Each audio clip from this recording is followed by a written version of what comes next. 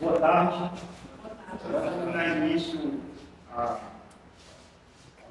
nossa palestra de hoje. Se intitula Planejamento de Recursos Hídricos na Prática. Então, a gente está dando sequência aqui aos nossos seminários da disciplina de Economia e Planejamento de Recursos Hídricos.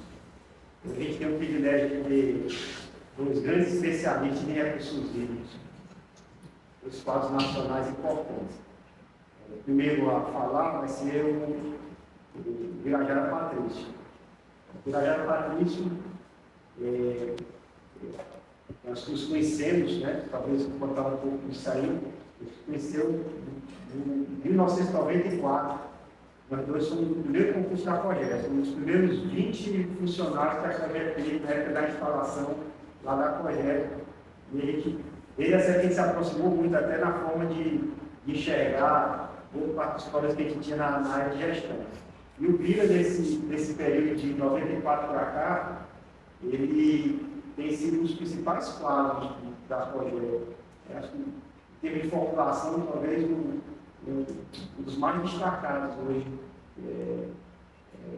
Colegas intelectuais ali que militam na Cogé de forma mais intensa, que identificam assim, os números, compreendem de forma muito profunda, do ponto de vista tanto conceitual quanto prático, a questão de gestão de recursos hídricos.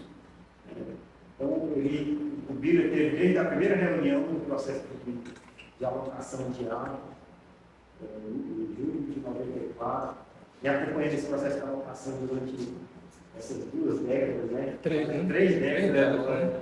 3 décadas que nos separam desse processo.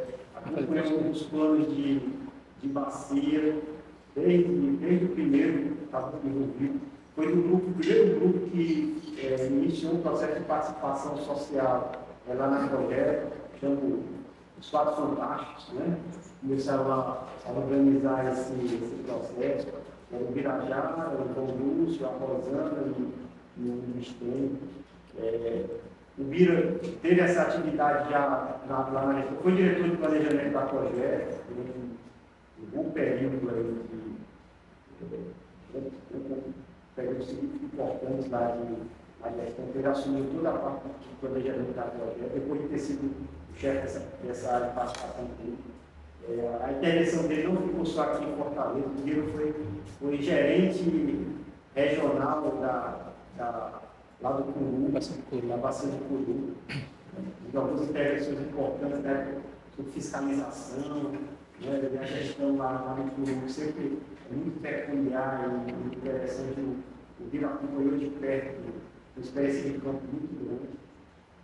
E sempre nesse processo todo, em alguns temas de casa da Cogé, foi o registro vivo assim, do acompanhamento cotidiano das transformações que a Cogé tinha, e os relatos do Bira, principalmente na questão da alocação de água, vai ser um tema da próxima semana, que eu convidei o Bira para vir, são talvez os relatos mais vivos do que estava acontecendo em cada um desses momentos. A cada 2 anos, pelo menos, ele publicava um artigo contando e atualizando o que tinha acontecido na questão da alocação de água.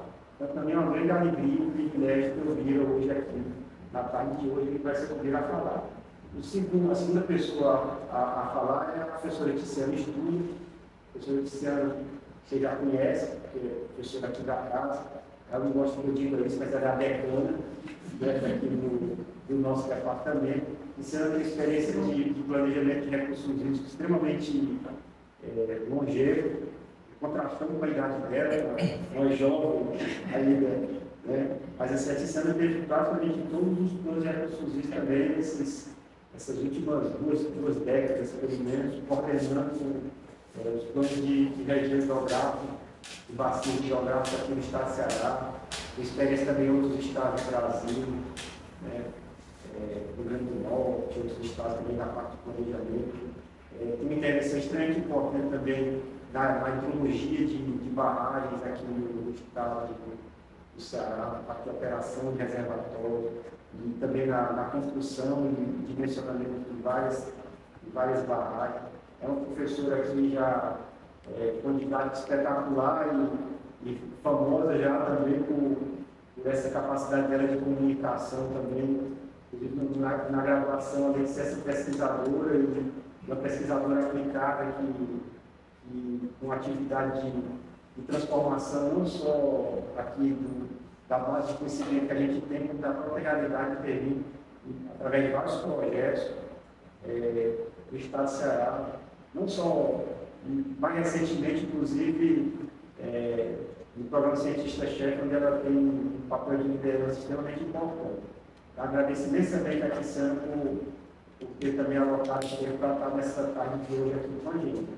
Então, são dois amigos queridos também. Então, agradeço imensamente. Então, vou passar a palavra para o Biro, para ele poder fazer a fala dele. Aí, em seguida, a gente passa para a Cristiano e aí a gente segue depois com o nosso diálogo. Então, assim, Biro. Só agradecer o convite para a gente poder falar um pouco sobre planejamento, né, na prática, no sistema estadual. Agradecer a sua generosidade na prestação que você fez, né? Dá para dar um desconto aí significativo. Então, quando a gente falou desse tema, seria planejamento na prática, aí Cristiano teve uma ideia, vamos falar dos planos.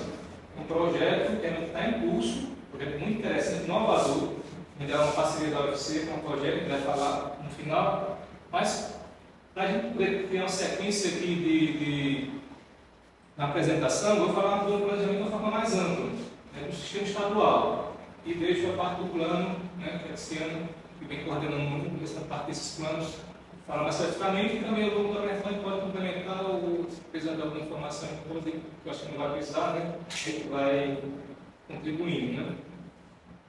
Vamos lá. Então, a ideia é a gente falar um pouco do planejamento como um todo. Né? Obviamente, a gente vai iniciar com os conceitos, né, no cenário internacional, que eu gosto sempre de fazer a partir do macro, chegando no local. Né? Então, a gente vai falar um pouco das experiências do planejamento no Estado, né, como é que se deu, questão de, principalmente, a pesquisa com a parte dos financiamentos, né, que é projeto de vários programas que financiou, que gerou intervenções na área de recursos hídricos, e a gente finaliza com a introdução dos planos, que a gente passa para a professora Cristiana. Né? Mas se quiser alguma pergunta no caminho, não deixe para terminar, não. Você vai tirando alguma dúvida se isso acontecer, se houver. Né? Primeiro, assim, o planejamento ele está dentro de um dos componentes da gestão, né, que eu entendo. A gestão é bem mais ampla, dos recursos hídricos. E dentro da gestão, nós temos 3 componentes básicos, que seria a política, o planejamento em si e o gerenciamento, né, que é o que a COGE faz. Né? A política, que são os instrumentos legais, né, a política, a legislação, que oferece um conjunto consistente de princípios e diretrizes que buscam conformar as aspirações de diversos atores sociais. É a base de atuação da gestão de recursos hídricos. Base legal, fundamento legal. O planejamento de recursos hídricos que pode ser entendido como um processo organizado para o levantamento de informações, reflexão dos problemas, potencialidade no território. Como a gente faz a reflexão, né, em cima do que temos hoje e para onde a gente vai chegar, no planejamento. E o gerenciamento é o dia a dia, né, é a parte operacional da gestão de recursos hídricos. E no caso do nosso Estado, nós temos o órgão gestor, que é a SRH, que estaria nesse nível da política. Né? Nós temos o planejamento da COGE, junto, a Secretaria também executa, porque a Secretaria executa o plano estadual e a COGE executa o plano de bacia. E no gerenciamento, a Secretaria da COGE. Se você olhar a lei 14.000, que é a nova lei da Política Estadual de Recursos Hídricos, a COGE já passa a ser, na lei inicial não tinha, 96, né, a primeira lei de 96, 92 não existia, que agora só foi dada em 93. Nem se previa no plano estadual a questão de uma economia mista para lidar com essa questão de gerenciamento, mas na lei de 2010 já foi incorporada a COGE nessa estrutura institucional, né, e com o papel de órgão de gerenciamento do Estado. Está bem claro dentro da nossa legislação hoje esse arranjo institucional, né, que foi, em muitos casos, se desenvolvendo ao longo do tempo. Uma própria experiência, uma própria prática da execução da política de recursos do Estado. Eu gosto sempre de trabalhar também alguns princípios. Isso norteia a gestão, isso norteia o planejamento, isso até deve estar decidido na própria política. Né? Que a água é um bem público, e uso comunitário da sociedade. Isso está previsto, já está previsto na Constituição de 88, né? Só que não estava muito claro, alguns teóricos até dizer que não estava definido dessa forma, mas quando houve a lei da Política Nacional em 92, o 9433, deixou bem claro, a água nem tudo. Não tem mais questionamento quanto a isso. A água é considerada como recurso de valor econômico, mas não só, né? Tem valor ecológico, valor social, mas sempre dá esse princípio a ser acrescentado. A unidade de planejamento é bacia hidrográfica, ou região hidrográfica, no nosso caso. Deve ser considerada sempre a questão dos aspectos quantitativo e qualitativo da água, que no semiárido sempre tem uma tendência a se preocupar muito com a quantidade, né? Mas a gente não pode perder de vista essa relação quantidade e qualidade, até porque um déficit hídrico, uma carência, ele pode ser também provocado por qualidade de água. Às vezes tem água, um pouco d'água, mas está poluindo, não pode ser usado, como se tivesse uma crise hídrica também por questão de qualidade, né? Mas aqui, infelizmente, por uma questão mesmo de nossa realidade, né, de ter secas cíclicas, né, essa circunstância, provoca essa sempre preocupação com a quantidade de água. A participação da sociedade, né, acho que foi o novo paradigma dessa política, que surge em 92, né, porque até então tecnologia já existia, né, determinado mecanismo de operação existia, o nosso fazer algumas operações de reservatório, mas o tema principal que fez com que a política se desdobrasse como uma política realmente importante para a sociedade foi a participação social, onde você tem a participação efetiva da sociedade em várias instâncias, seja no Conselho Nacional, seja no Conselho dos Comitês de Bacia, seja nas comissões de gestores, que a gente viu posteriormente a legislação, né, porque inicialmente não existia. Isso foi uma coisa que foi se dando também na prática. A legislação só previa o Conselho Estadual e o Comitê de Bacia, mas na prática foi vendo a necessidade. Nós temos um colegiado, uma instância mais local dos açudes, o sistema hídrico, dependendo da situação. E o sistema, né, do arcabouço constitucional tem que estar bem organizado para que a gente possa ter realmente uma gestão de recursos hídricos adequada e atingir seus objetivos, né? E aí a gente vai puxando o nosso tempo, o planejamento. O planejamento de recursos hídricos é um processo que procura definir as melhores alternativas de utilização dos recursos hídricos e orientar a tomada de decisão, de modo a produzir os melhores resultados econômicos, sociais e ambientais. Essa é a ideia do planejamento de recursos hídricos. Ele consiste em buscar soluções objetivando minimizar os conflitos pelo uso da água. Quando você vai planejar, você equaciona a questão oferta-demanda, né, fazendo uma parte do balanço hídrico disso, né? Tem outras questões institucionais, questões ambientais e as questões também relacionadas ao conflito. Então, um dos papéis do planejamento é o quê? É minimizar esse conflito, porque ele é normal. Você tem um recurso escasso e você vai ter realmente competição entre esses usos e essa competição pode gerar conflito. O fato de eu ser um uso competitivo não quer dizer que seja conflituoso. A pessoa às vezes confunde um pouco. Eu posso ter um uso competitivo, ou seja, eu estou competindo em irrigação com indústria, dentro do próprio setor de irrigação com outro setor de irrigação, competitivo, porque estão disputando também recursos. Não necessariamente tem um conflito. Se tiver as regras bem definidas e os atores sociais cumprirem aquela regra, não tem nenhum conflito, tem só competição. É como um jogo de futebol, não é competição, só dá conflito se não tem que começar a brigar com o outro. Então o conflito surge porque há uma potencialidade dele, né, dessa relação de competitividade. E quando o usuário extrapola seu uso, ou sua área,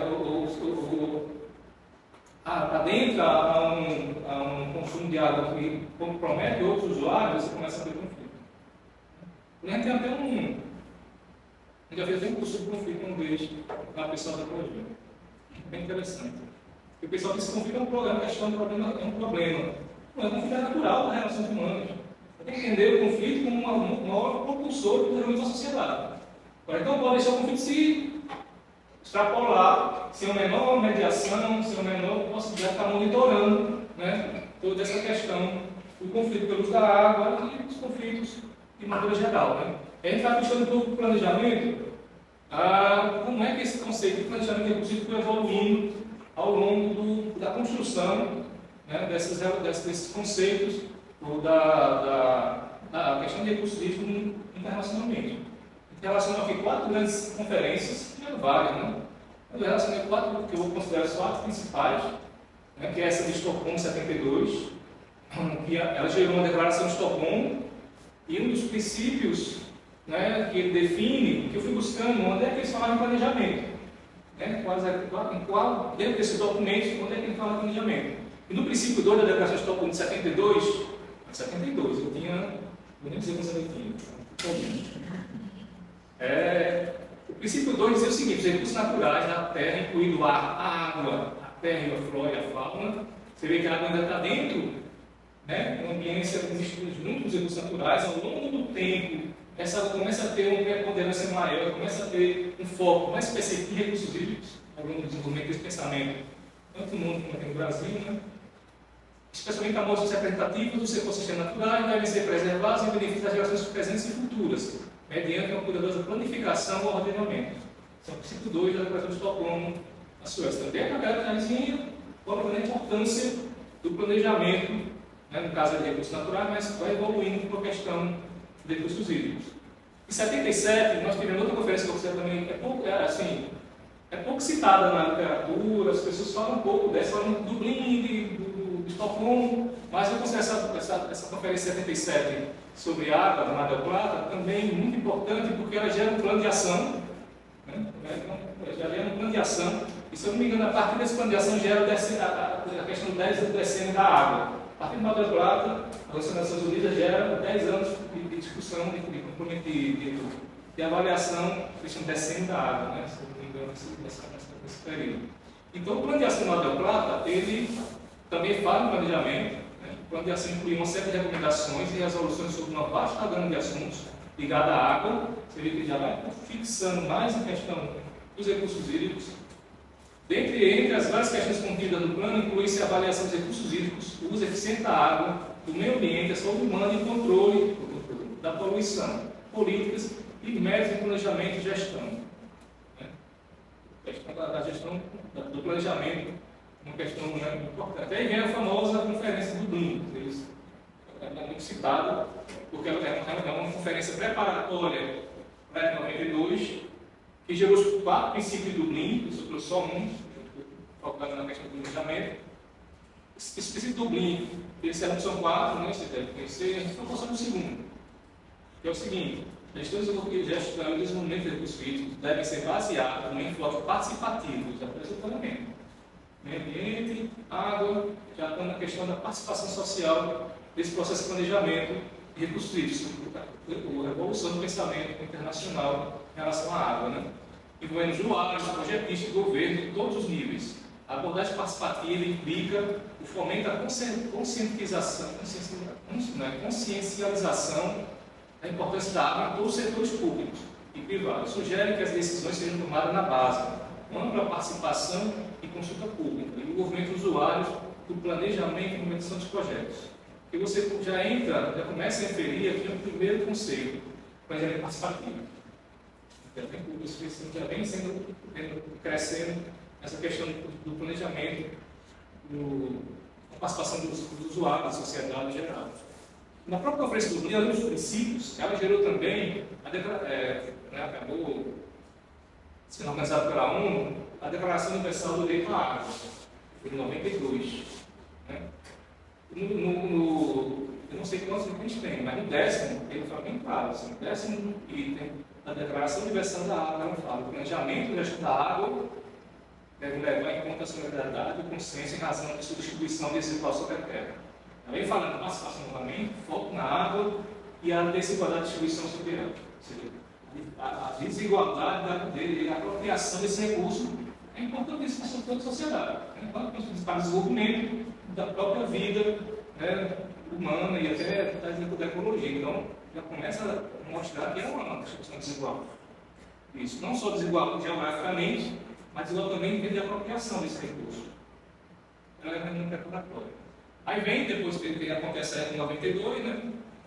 E é produzida famosa, está meio em desuso, né? Agora se fala mais nas ODS, né? O tema da nova é ODS, né? Objetivos do Desenvolvimento Sustentável. Eu ainda estive no Rio nessa época, acompanhei alguma coisa da época de 92. Então, a Agenda 21, e no começo, quando eu falei esse termo, a Agenda 21, eu pensei que eram 21 temas. E não é, tem 40, acho que tem uns 40, né? Dentro dessa agenda. Da 21 eu quero do século 21. Só que no começo que eu comecei a ver, eu digo, século XX não era para ter 21 itens, né? Mas para o século XXI. Então, no capítulo 18, que fica a questão de recursos hídricos, ele fala: proteção da qualidade do abastecimento de recursos hídricos, é o tema do capítulo 18, que é a aplicação de critérios integrados de desenvolvimento, manejo e uso de recursos hídricos.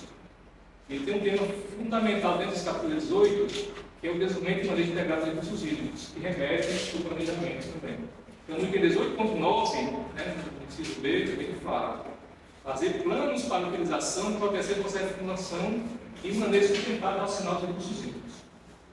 Está bem clara aqui a importância desse planejamento, né, nessa construção. Aí, falar em planejamento, me veio a cabeça, porque a gente vai falar mais ainda desse processo de planejamento. O conceito, as diferenças. Me veio a primeira ideia: qual modelo o Brasil será segue? Ela segue o modelo francês. Não segue, né? É inspirado, é inspirado no modelo francês. E é um modelo fortemente focado em planejamento. Ele trabalha muito fortemente em planejamento. Apesar, que eu vou falar do ponto contraditório, foi na França que surgem grandes empresas, né, de trabalhar na questão da mercantilização da água. Né? Suez, depois do primeiro Amundeu. Alguém que tiver interesse em conhecer um pouco essa história caiu um pouco, porque é cíclico isso, né? Com a última crise do capital, isso perdeu um pouco a referência, mas nessa época, né, na década de 90, no final da década de 90, houve um boom muito grande, uma explosão de grandes empresas multinacionais que querem se apropriar, né, dos recursos hídricos de vários países. Isso surge na França, contraditório.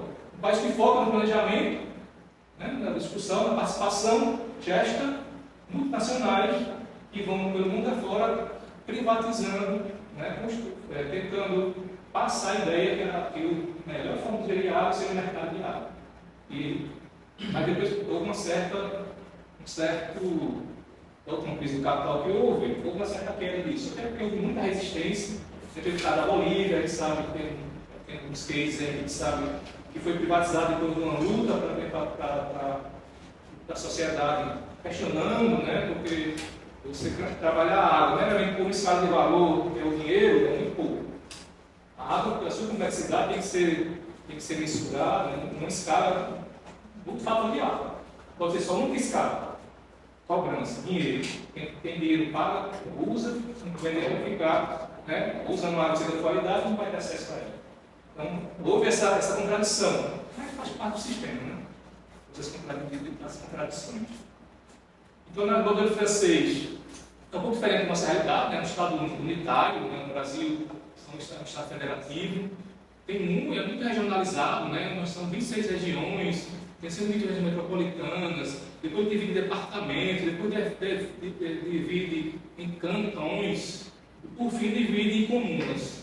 É uma fragmentação, até porque uma experiência uma vez, eu acho que o Teixeira foi, eu, a gente conheceu o modelo francês, acho que foi em 2010. Ficou impressionado com a evolução do sistema, mas por isso que ele tem inspirado, porque é realidade diferente. Pega alguns. Então, a experiência da França, ela trabalha com duas legislações, a primeira de 64, né, que vai trabalhar muito na questão da distribuição da água, já propõe um comitê de bacia, mas não avança muito, já propõe a agência de água também, não avança muito. Só a partir de 92, que, com a reforma da lei deles, que aí ele dá mais ênfase à participação aos comitês de bacia e às agências. O orçamento das agências na França é um absurdo. De bilhão. Tá? Se na Normandia, o orçamento anual é 1 bilhão. Bem pouquinho. Para fazer essa aplicação lá. Que eles chamam de relevância. A cobrança. Vamos ver onde é que eles vão chegar. O planejamento. O foco que eles têm no planejamento. Eles têm dois níveis. O nosso, né? Nossa São Pedro, que é um Estado federativo. Lá eles têm o plano diretor de regularização e gestão de recursos para cada bacia, que é o estágio. Cada bacia, são 6, imagina. Tem um plano de bacia e tem um plano de ordenamento de gestão de recursos hídricos, o SAG. Aqui a gente vai falar, olha, aqui são as bacias, né, que trabalha lá na região. É o estágio, né? Lembrando que a gente tem, são 2 níveis, né? o SDAG e o SAG. O SDAG estabelece para cada uma das 6 grandes bases hidrográficas francesas as orientações fundamentais para o equilíbrio dos recursos hídricos. Tem caráter obrigatório, e a legislação prevê um prazo de 5 anos a partir da publicação da lei para a sua elaboração. Depois de 92, todas vocês tiveram 5 anos para elaborar seus planos de recursos hídricos. Aí temos o SAG. O SAG é como se fosse... Tem a política estadual, tem a política nacional, é claro, né? Você tem a política nacional, mas não tem um planejamento nacional. Você tem a política nacional, tem os planos por bacia e tem os SAG, que são por subbacias. No caso, ele não é obrigatório, como diz a primeira vez. Então, estabelece o nível de subbacias, correspondente a cada uma das unidades geográficas ou sistemas de aquíferos, os objetivos de uso, desenvolvimento e produção de recursos hídricos do meio aquático. Eles são facultativos. E a lei não fixou nenhum prazo para a elaboração de SAGs. Então, nós temos o plano por bacia e o plano por subbacia, que não é uma coisa obrigatória e não tem prazo para a execução desses planejamentos. Né? Estamos chegando no nosso planejamento, o Brasil. Como surge, como é que é planejado, como é que acontece a questão da política turística no Brasil. Ele começa, o marco constitucional dessa época, né? Não é da minha época, é 1920, ele cria a Comissão de Estudos e Força Hidráulica, o Serviço Geológico, Mineralógico e Ministério da Agricultura. O foco na época ainda era o quê? Geração de energia, desenvolvimento, não era preocupação com a água, não era gestão com a água, como eu disse. Isso começa a surgir na década de 90. Em 33 é criado a Diretoria de Águas, né? Depois se transformado em Serviço de Água. Em 34 é criado o Departamento Nacional de Produção Mineral, NPM, que trata de águas minerais, né? Que incorporou depois o Serviço de Água, que é de 33. E em 34 tem um grande marco do planejamento na política do Brasil, que é o famoso Código de Águas, que é de 34. O curioso dele é que ele ainda está valendo. Nenhum outro diploma legal chegou e disse, está revogado o Código de Água. Então, o que não foi mudado ao longo desse tempo todo, em termos de outras legislações mais recentes que foram surgindo, está valendo. Eu acho que ele ia ter sido revogado pela 9433. Não foi. Então, em tese, unicamente, o plano de água está válido. É que tem um princípio constitucional chamado princípio da recepção. O princípio da recepção, toda a legislação anterior à Constituição de 88, que não contradiz a Constituição de 88, e ao mesmo tempo também não seja revogado por nenhuma lei, é absorvido pelo sistema normativo agora. Isso aconteceu com o Código de Água. Mas muito que tem dentro dele já não tem contradição com a Constituição ou com o sistema legal agora, está revogando. Mas em tese, alguns artigos se voltar para lá aqui na novamente, não foi modificado há muito tempo. É como vocês falaram, já previa a questão do dado particular, privada, só previa isso, né? A Constituição tem que levar essa questão possível. Mas o foco do diálogo é basicamente o quê? Também era desenvolvimentista. Era a questão da navegação, da questão da geração de energia, a hidrelétrica. O foco ainda era isso, naquela época. Quando você vem fazendo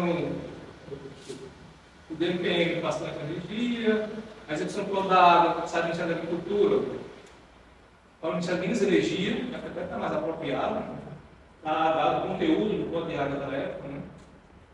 Aí nós temos aqui alguns comitês especiais, não é comitê de bacia ainda, né? São comitês um perfil mais técnico, mas já trabalhando com bacia hidrográfica do ponto de vista de regionalização, de 3 foram criadas da São Francisco, do Paraíba do Sul e do Rio Branco. Temos em 88, né? E aí sim, depois começa a década de 90 a preocupação, não só da água como o uso de determinado recurso, elétrico, né? Transporte, de navegação, essas questões, começa a pensar na questão da água em outras dimensões, da gestão, da sustentabilidade, né? Isso evoluindo com o pensamento também internacional. Se fizer um paralelo, estamos seguindo mais ou menos a mesma sequência. Estamos em 91, o projeto de lei foi encaminhado para o CID, já estava na véspera de começar o Dublin 92. Isso vem de um fato importante, um marco importante no Brasil, para formatar esse modelo de legislação, né, política, foi a da RH, a Associação Brasileira de Recursos Hídricos. De 87 até 91, ela lançou, acho que 3 cartas, ou 4 cartas, carta de Salvador, carta de Iguaçu, com os princípios, com um embasamento que serviram de referência, né, para a construção desse projeto de lei, que estava em 91, que ia gerar, né, a Política Nacional de Recursos Hídricos. Só foi ser promulgado em 97. Então, em 91 entra um projeto de lei no Congresso, muito baseado por essa discussão do setor de recursos hídricos do Brasil, a BRH, que era a Associação Brasileira, só é promulgado em 97. E aí temos 2000 a Agência da Água, e em 2006 a gente chega no planejamento, é o primeiro Plano Nacional de Recursos Hídricos, 2006. E aí, eu não estiquei mais não, porque tivemos vários problemas nos últimos 4 anos, né? Não nem até um pouco antes, que a gente chama de Agenda Azul, né? A Agenda Azul. A Agenda Azul começou a perder força no próprio governo federal. Então, a Secretaria de Recursos Hídricos, que era ligada ao meio, que era antes da ANA, que existia uma Secretaria de Recursos Hídricos, era ligada ao meio ambiente, a Secretaria de Recursos Hídricos. Ao longo do tempo, começou a agregar coisas, viu? Secretaria de Recursos Hídricos e ambiente urbano, né? Ambiente urbano, seria já a comprometimento da Agenda Azul em relação a isso. Isso antes do desse governo anterior, isso ainda na época ainda, para não dizer que eu estou só criticando o governo anterior. Mas essa Agenda Azul começa a ter referência. Mas ela cai totalmente em uma circunstância de desvalorização dessa Agenda Azul e dessa orientação. A Agência Nacional de Águas passa a ser a Agência Nacional de Águas e Saneamento. Aí você acabou com a Agência Nacional de Águas. Tira a Agência Nacional da Água e Meio Ambiente e joga lá na integração. Aí você perdeu totalmente a referência da água com o meio ambiente. Acho que estão tentando ver como é que ajeitar, foi o Congresso uma medida para voltar no meio ambiente, para deixar realmente uma agência de água. Porque quando você compromete a Agenda Azul, é uma agenda de construção ainda, não é uma coisa consolidada. Mundo já sabe a importância da gestão de recursos hídricos. Em 94, quando a gente começou a trabalhar, chegava no interior, nas instituições, falando de recursos hídricos, para que isso? Não, água do céu. Saber que tem uma estrutura enorme de água, de açúcar, para chegar para ele. Não é água do céu que está isso não. Então, essa agenda azul precisa ainda ser fortalecida. Eu tenho esperança que isso comece a acontecer. Ou seja, a ANA realmente fica sobre o perfil de água, uma agência de água, né? Porque quando você coloca qualquer coisa próximo dessa gestão da água, começa a ter depois. Se botar o saneamento dentro da gestão de água, você acha que vai acontecer o quê? Quem vai ser o prioritário dessa discussão? Quem vai ganhar mais força, mais recursos para a produção? O próprio energia que a agência de água vai colocar nas suas políticas vai ser o quê? Agência de água. E a água vai começando a ter o problema da agenda azul para ser comprometida ao longo do tempo. Né? Mas tem esperança que as coisas comecem a melhorar a partir desse ano. Então, a lei 9433, a própria Agência Nacional de Água ela foi criada muito espelhada na Cogé. Né? Aqui do Banco Mundial, viram essa ideia daqui da Cogé, que foi o próprio banco também que trouxe essa ideia de uma companhia de água do Estado. Né? E na própria lei, se vocês olharem a lei nacional anterior não fala nada disso. O plano estadual também não fala nada disso, porque o plano estadual tem um item lá que está do aspecto institucional. Ele não falava disso aí, né? Isso é uma coisa que foi surgindo ao longo do processo de negociação, que eu vou mostrar para vocês, de um programa, no ProURB, né? Um programa de financiamento do Banco Mundial, quando acontece exatamente na década de 90 também, quando o Estado do Ceará começa a se organizar, se preparar do ponto de vista técnico e administrativo para começar a intervir mais fortemente na área de recursos hídricos. Tanto do ponto de vista da gestão, como do ponto de vista da estrutura. Vocês vão ver realmente como a gente construir isso no planejamento, na prática. Né? E aí, os planos de recursos na 9433, ele diz que são os diretores que visam fundamentar e orientar aquele plano de recursos de maneira geral. Né? Não só do nacional, de maneira geral. É a política nacional. Os planos de recursos são planos diretores que visam fundamentar e orientar a implementação da política nacional de recursos hídricos, o gerenciamento dos recursos hídricos. São planos de longo prazo, planos de planejamento compatível com o período, né? No caso do. Você tem plano de 20 anos, de horizonte, de 30 anos, de 15 anos, depende muito de cada realidade. Né? E aí você tem um conteúdo mínimo que tem que ter um plano de bacia, um planejamento de recursos hídricos. O plano seja nacional, seja estadual, seja por bacia. O que é que tem que ter nesse planejamento? Esse plano, né? Tem que ter diagnóstico da situação, uma base alternativa de crescimento demográfico, como é que vai evoluir o crescimento proporcional da demanda, né? Qualificação de padrão de ocupação do solo, balanço entre disponibilidade e demanda futura de recursos hídricos, em quantidade e qualidade, identificação dos conflitos potenciais, os conflitos aparecendo também dentro do plano. Nosso plano aborda muito isso, né? Essa questão dos conflitos, processo de planejamento. A meta de aceleração de uso, aumenta a quantidade de melhoria da quantidade de recursos disponíveis, medidas serem adotadas sobre programas serem desenvolvidos, né, as transações, priorizados para a outorga. Isso nosso plano não avança nisso, nosso plano estadual, nem o nosso plano de bacia não avança nessa questão da outorga, e nem da diretriz de cobrança. Porque isso, apesar de nós termos inspiração francesa, mas o nosso sistema é diferente do sistema nacional. Nós não temos a previsão legal e nem instrumental, nem de realidade, nem financeiro, econômico, nada que pudesse justificar nós temos criado uma agência em cada uma das duas unidades de bacia. Não ia ter condição de viabilizar financeiramente, é assim, mas financeiramente você não ter 12 agências de bacia no estado do Ceará. Porque a opção que houve, não tem um companheiro, essa companhia vai fazer só a função de agência de bacia para essas 12 unidades. Na época era 11. Depois houve essa mudança no critério, passaram por 12 bacias. E então ela pode assumir um pouco esse papel de agência estadual. Uma agência que vai atender, tanto do ponto de vista do gerenciamento dos reservatórios, do sistema hídrico, da aplicação da cobrança, como a questão da Secretaria Executiva e cada um dos 12 comitês de bacia que foram criados no Estado. Vou falar um pouco disso também, porque o comitê tem a importância do planejamento, que é ele que aprova o plano de bacia. Por isso tem que ter essa ligação, né? Eu até repeti isso aí depois, eu repito como domingo, já foi. Aí o plano, o que é esse plano de recursos hídricos? Em qualquer uma das escalas, né, das escalas que a gente vai trabalhar. É um instrumento de gestão, ele é um instrumento de gestão. Outro instrumento de gestão, cobrança, enquadramento, que no nosso caso Ceará não evoluiu, no Nordeste todo acho que poucos casos aconteceram, porque é uma realidade diferenciada do clima de São Paulo e Rio, da outra realidade, né? E eu acho que o enquadramento é muito pensado por rios perenes, a gente não tem rio perene, nós temos quase todos intermitentes. Plano de bacia, cobrança, outorga, né? No nosso caso, específico do Ceará, com a nova forma da lei de 2010, nós escolhemos elevamos a uma situação de instrumento, a questão da fiscalização. Acho que é o único Estado que com isso, né, que houve essa promoção, foi promovido a fiscalização, como a gente chama importante aqui no Estado, né, porque se você tem as regras, as acertadas, tem a alocação que é definida de forma participativa, mas tem que ter a fiscalização, para saber se as pessoas estão cumprindo.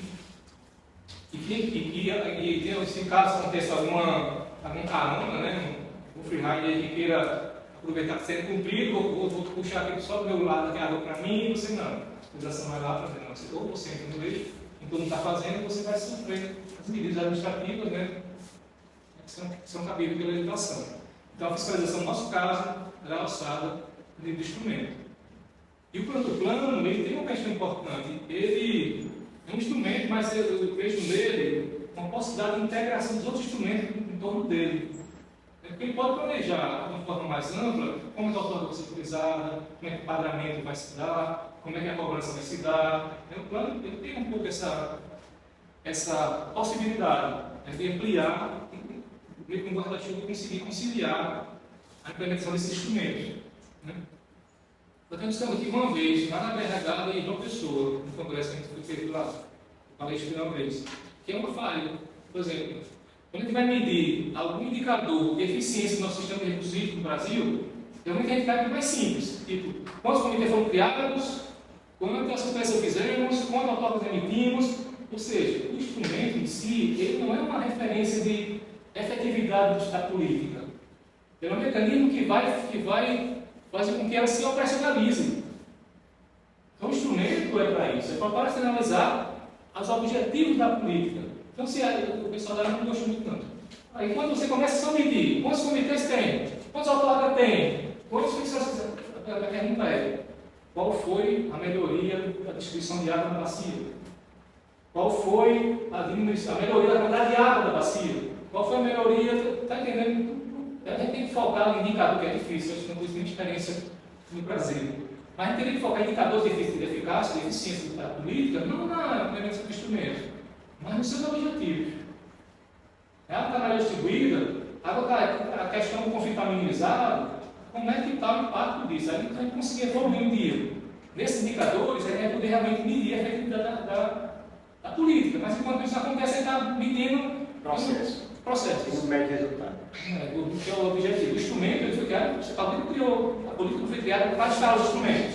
Instrumentos previstos na legislação, para que ele operacionalize e chegue nos objetivos que é o racional, que é a balanceação do balanço hídrico, essas questões relacionadas ao meio ambiente. A gente tem que. É fácil, não. Você está sempre fazendo. Mas acho que o caminho é esse. Mas por enquanto a gente fica naquela. Temos 12 comitês de água, temos tanto comitê de água, mas não evolui. A gente chega lá. Muito recente, a política pública. Quantos anos tem, né?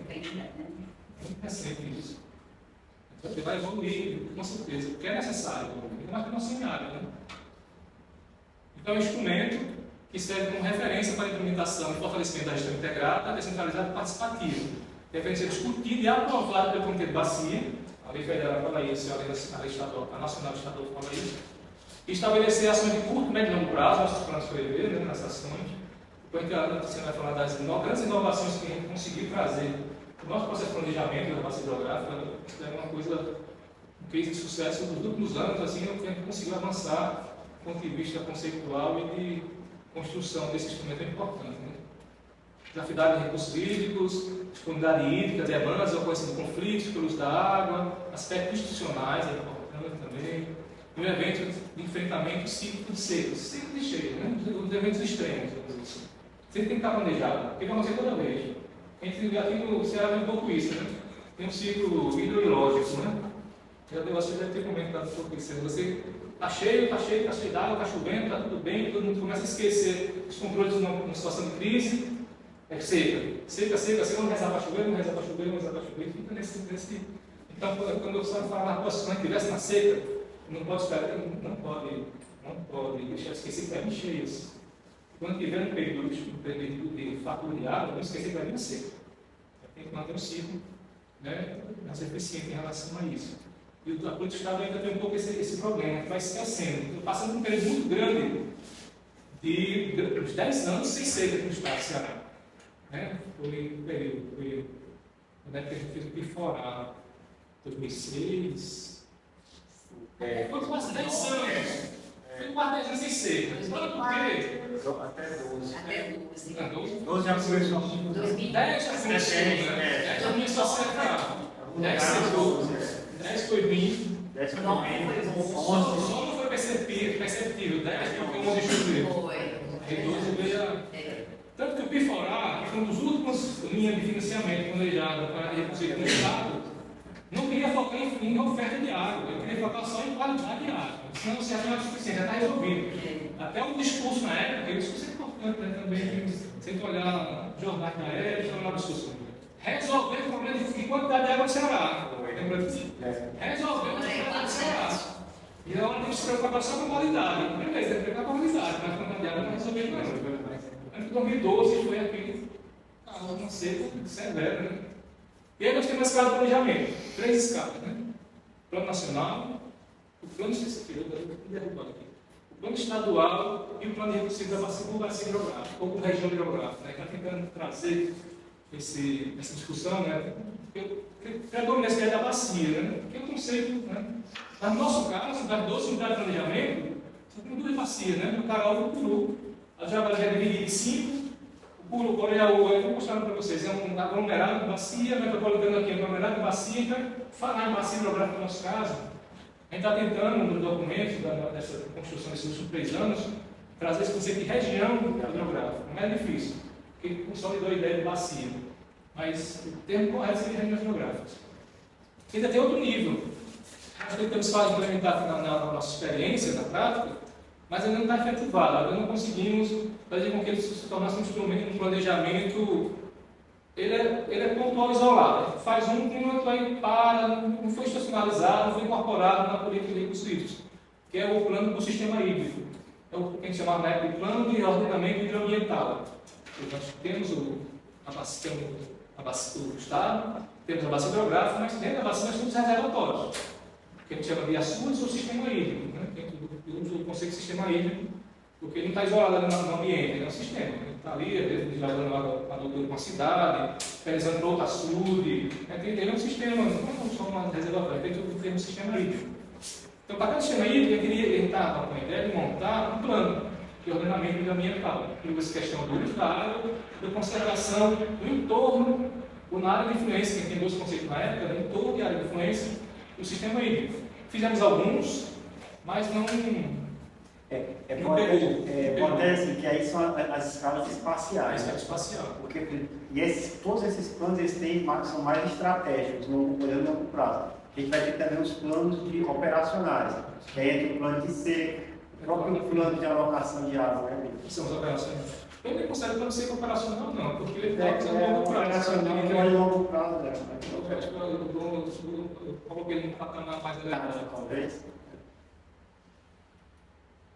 Aí temos o plano nacional, que é a primeira escala de planejamento. Né? Tem aquelas bacias. São 13 bacias, 12, né?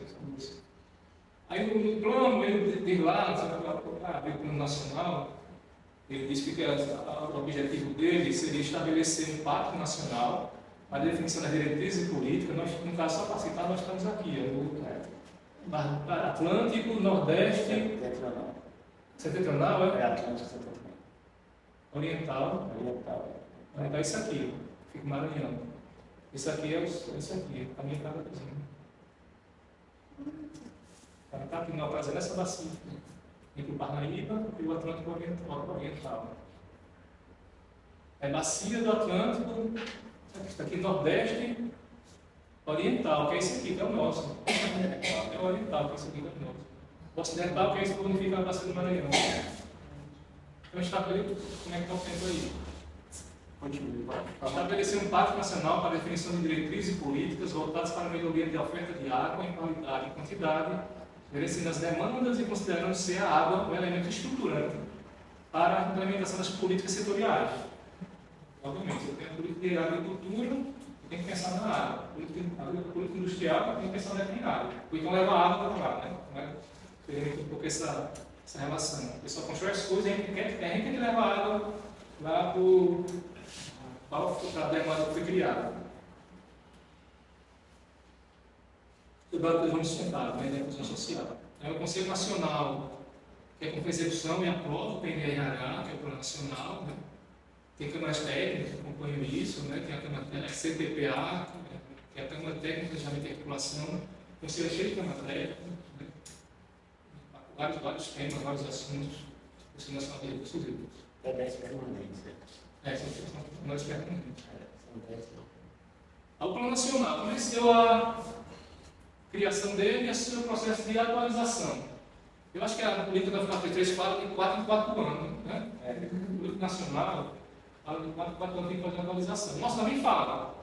Desde 92 fala, mas a gente nunca fez. 2005, né? Eu vou falar de 2005. Né? Ele foi uma. Na verdade, é um pouco diferente chegar lá no plano. Em tese, a legislação fala que os planos estaduais devem ser atualizados em 4 em 4 anos. Repito, nunca fez isso. Felizmente, né? Até que tivemos o que o pessoal do sistema hoje fala em termos de um processo também que poderia ser considerado uma atualização, foi o plano de ação estratégica da Secretaria. Está mais próximo disso do que até de 2005. 2005 é uma compilação. Né? Então, na verdade, nós temos já temos 2 atualizações. Então, em 2004 e 2005 é feito o processo de discussão com a sociedade, 2004 e 2005, e o primeiro plano nacional ele é aprovado na resolução do Conselho Nacional em 2006. Então, em tese, o primeiro plano nacional de recursos do Brasil, ele foi organizado em 2006 a partir da portaria da resolução do Conselho. Nos anos 2010 e 2011, geralmente são 2 anos de preparação, eles fazem isso, lá o pessoal da Secretaria de Recursos Hídricos, não sei nem como é que chama hoje em dia, porque essa secretaria executiva dentro do plano, você mudou tanto de nome, mas um dia vai chegar a voltar a ser só Secretaria de Recursos Hídricos, no nível federal, que eles organizam isso, não é a ANA, a Secretaria. Tem as oficinas regionais, a oficina nacional, e quando foi em 2011, acontece a primeira atualização do Plano Nacional. 2015, novamente, tem 2 anos de processo participativo. Nessa época já introduziram uma ferramenta diferente, eu acompanhei algumas dessas oficinas online. Eles fizeram cursos online e um seminário nacional, né, para esse período de definição de meta da atualização do plano, que é 16 a 20. Então, a terceira atualização do plano ocorreu nesse período e foi tendo como marco 2016, a resolução do Conselho de 2016. Em 2016 aconteceu essa atualização. E mais recentemente, na plena pandemia, um processo também 100% virtual, porque não precisa esperar alguma coisa presencial na época, não. Teve até que prorrogar a validade do plano, teve uma resolução do Conselho prorrogando mais um ano a validade do Plano Nacional. Aí foi feita as discussões em 2021 e foi aprovado uma resolução de 2022, né, a última atualização do plano, com um horizonte temporal até 2040. Uma coisa, no ano de 2006, eu estava no Conselho Nacional de Recursos Hídricos, era o presidente da Câmara Técnica do Plano. E foi um processo extremamente rico, assim, em termos até de metodologia. Algumas ideias, como a sinalização prospectiva que a gente está usando no plano, uma parte delas vem do plano original de 2006. E aí foi adaptado. E um outro ponto importante é que, na época, a ministra era a Marina Silva, o secretário nacional de Recursos era o João Bosco Sena, e foi feito o lançamento desse plano pelo presidente Lula. Uma solenidade muito interessante lá no Palácio do Planalto. A BRH foi até quem falou em nome da sociedade civil, até eu representando a BRH e a CNI. Então, esse aí eu acho que foi um momento importante. Foi mais de, milhares, 7 mil, 8 mil pessoas foram consultadas, todas as regiões geográficas do Brasil. Foi um processo muito rico. O João Bosco, sempre que era o secretário nacional, ele tinha uma preocupação com o processo de participação social gigantesca. Era mineiro, e hoje ele está na Companhia de Saneamento de Minas, o João Bosco.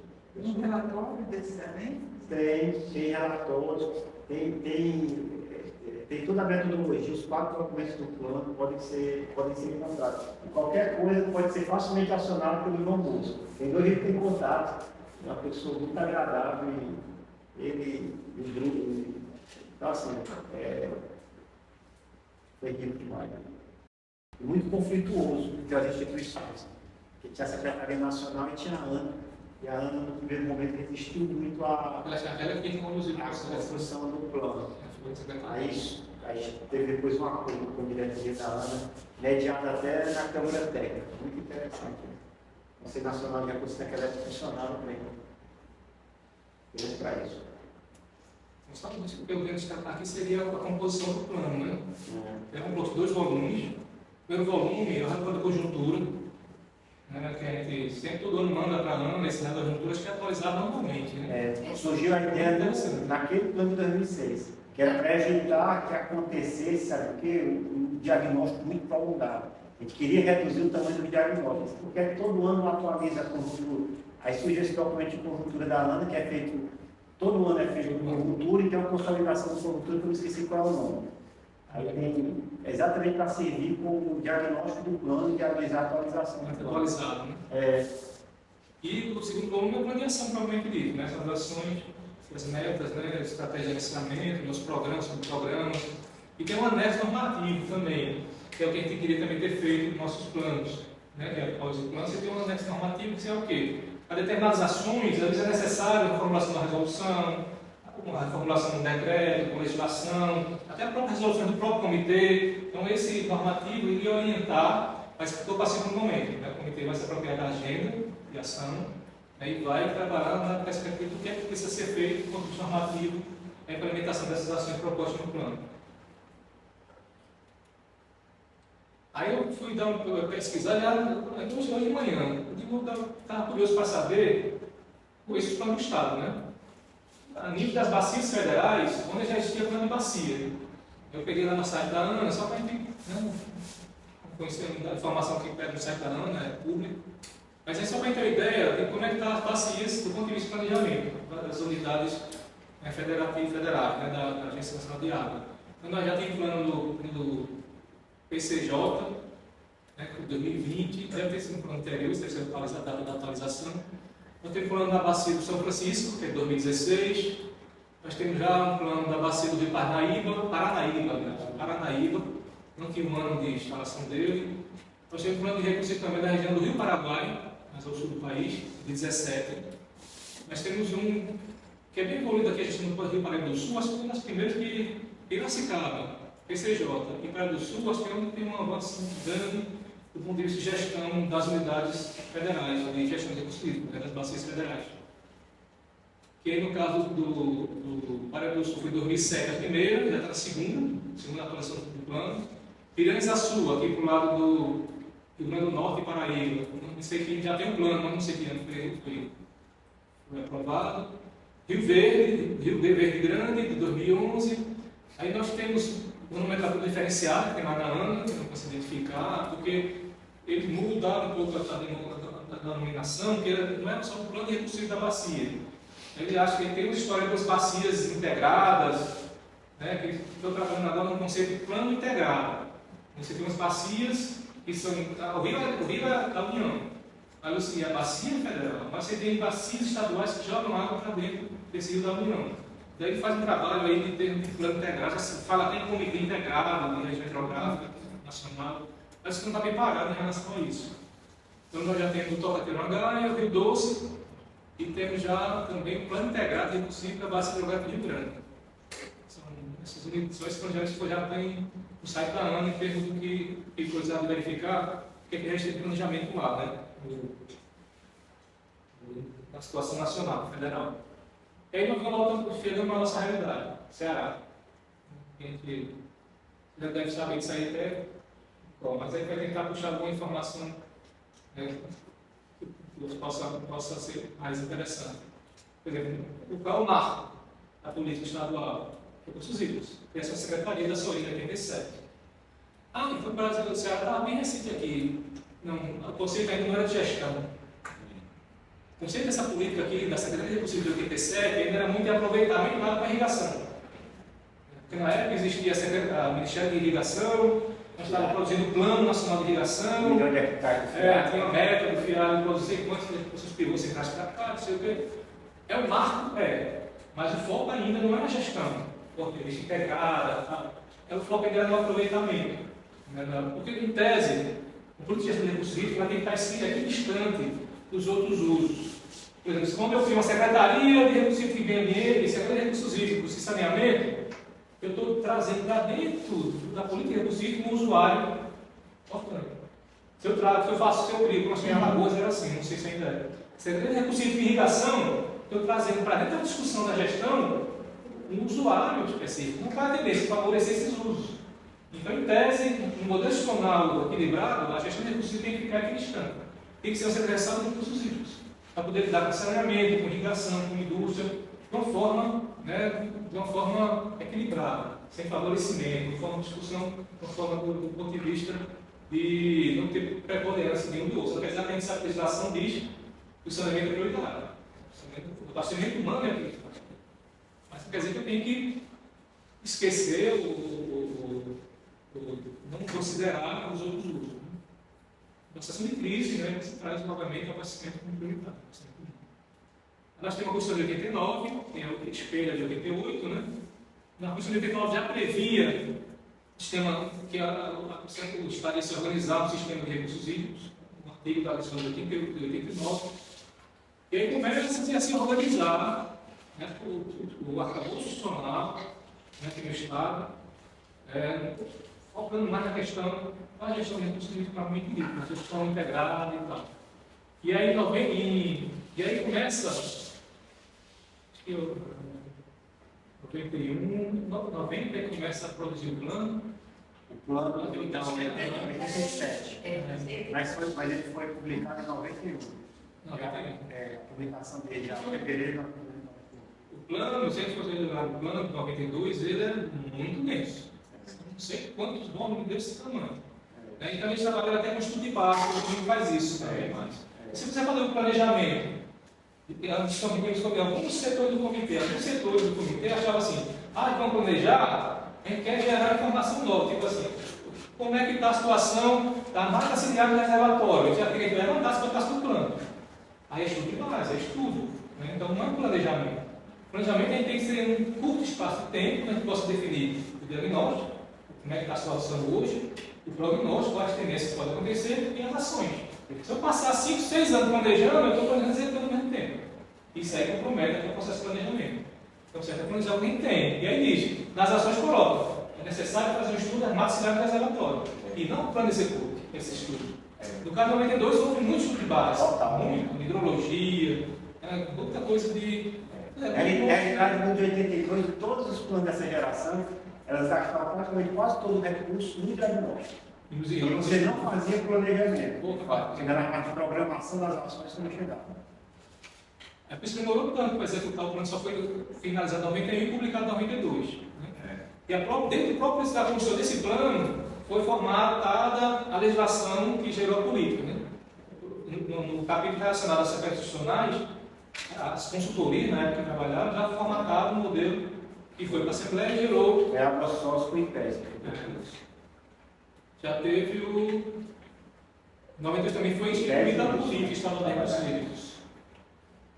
Por isso que o Ceará teve uma conjunção de fatores históricos, culturais, institucionais, que coloca sempre ele, o Ceará, na frente nessa questão de recursos hídricos. Você tem ideia, a política de recursos hídricos é a segunda do país. A primeira foi em São Paulo, em 91. Nós temos uma segunda política estadual de recursos hídricos foi aqui no estado do Ceará. A alocação de água foi gestada aqui no estado do Ceará. Hoje a ANA já usa, a Norte já usa. Então, esse caráter, primeiro endógeno, você tem uma facilidade. A maioria das nossas unidades são estaduais. Você não tem interferência em outros estados. Então, essa possibilidade, essa liberdade de começar a criar os nossos instrumentos, os nossos mecanismos de gestão desse aspecto mais endógeno, porque a gente só teria uma região que fazia fronteira com o Piauí, que era o Parnaíba na época. Né? Então, por isso que às vezes o pessoal do Sistema Nacional gosta de dizer que o Ceará é fora da caixa. Não, o Ceará está dentro da caixa, só que tem um modelo próprio. Nosso modelo não tem igual para ninguém, não é o melhor modelo, mas para a gente é o melhor modelo. E desconhecer que o nosso modelo prevê instrumentos, dá a ideia de uso racional da água, ele cria uma sustentabilidade financeira, institucional e social para o sistema, quer dizer que é desconhecer. É querer botar um modelo numa camisa de força, no sistema nacional. Então, o sonho da ANA é converter a gente para o modelo nacional. Ele vive criando mecanismos, programas, dá um dinheirinho aqui, outro dinheirinho lá, e fica cobrando metas focadas no modelo nacional. Mas o modelo nacional, ele é nacional. Mas tem que considerar as características específicas de cada região. E o Ceará tem essa característica endógena. Tinha um modelo, tem uma academia, uma universidade que tinha pensador na área de recursos hídricos. Tinha a sede de Enox daqui, que criou também uma inteligência importante. Tinha o BNB, também na área de CMA, também criou essa ideia. As consultorias também, eu acho que foi uma contribuição importante nesse caráter pioneiro do Ceará de recursos hídricos. Eu acho que é um conjunto de fatores. Né? Não foi só porque é uma questão semiárida, não. Senão outros estados também estariam avançados igual com a gente, não estão. É uma conjuntura institucional, política, cultural, que favorece esse caráter pioneiro do Ceará na política de recursos hídricos. Né? E aí nós tivemos a nossa lei, a questão da COGE, de 93, né, que entra no concurso. Ele foi a data de questão da lei é 18 de 11, mas efetivamente, eu até diria, emotivamente, para mim, a COGE começa em 1º de julho de 94. Também para mim. Porque quando a gente entra, os corpos técnicos entram na COGE, os 20, eu chamo de dinossauro, não gosto de ter, 20 que entrou lá, e com menos de um mês, entrando no 1º de julho. Algumas pessoas até entraram depois, alguns quase não conseguem entrar uma semana depois. Pelo jeito que entra. Quando foi em 24 de julho, né? Foi. Nós já tínhamos que enfrentar uma realidade muito difícil, porque o assunto de Oroz estava com 25% da capacidade. 400 milhões. O Banabuiú também estava nem lembro o percentual 20, 18, não me lembro. Ou seja, a água que existiria nesses reservatórios não daria a condição de atender todos os usos ao longo do Vale do Aprendizado de Javari, porque até então, na época, não tinha Castanhão, só lá do Guanabiú. Em 93 tinha tido e tinha de 93 e o canal do trabalhador automatizando a bacia toda. Porque houve uma grande movimentação para trazer água para cá, faltando água. O pessoal também levava água da Fortaleza, viagem sobre o canal. Então foi um clima muito conflituoso. A sorte é que a nossa equipe, que entrou em 2020, ela se integrou muito fácil, né? Com algumas exceções, mas já integrou muito fácil. E essa multiplicidade de conhecimento foi fundamental. O nosso setor de gestão participativa, que entrou 4, 2 eram sociólogos, 1 geógrafo e 1 era agrônomo. Então, essa possibilidade de vários conhecimentos conversarem é fundamental para pensar a gestão de recursos hídricos. Um dia de cheio, muita disciplinaridade, nem falo isso, mas multidisciplinaridade é fundamental para que esse processo, né, ocorra. Isso foi muito rico na época. Né? Aí entrou o pessoal da engenharia, você na parte de planejamento, aí fomos preparar todo o processo de mobilização, que foi exatamente esse seminário aqui. Seminário do usuário do lado de Javari. Que na época chama-se primeiro lugar alocação negociada, mas na época não chamava alocação negociada, chamou de reunião de operação do reservatório. Então foi para campo mobilizar todo mundo, foi um processo muito rico. Isso no espaço de 20 dias, desde que a gente tomou posse até iniciar o processo. Ele foi tão marcante que foi as bases para formatar a metodologia de elaboração de negócio de água que nós utilizamos até hoje. E, obviamente, foi sendo aperfeiçoado ao longo do tempo e as próprias práticas que foram acontecendo no processo de planejamento. Isso tudo grandes valas. Aí, em 95, a gente começa a fazer a alocação de água no. Vai ser. Isso é o próximo capítulo. Aí nós temos lá a alocação dos valos isolados, início da cobrança em 96. Esse processo de cobrança também é um processo não foi tão tranquilo assim, porque quem gerenciava o sistema de recursos hídricos metropolitano era a própria CAGES. Era um órgão de saneamento, fazendo a função e o órgão de recursos hídricos. Normalmente ele tinha algumas dificuldades.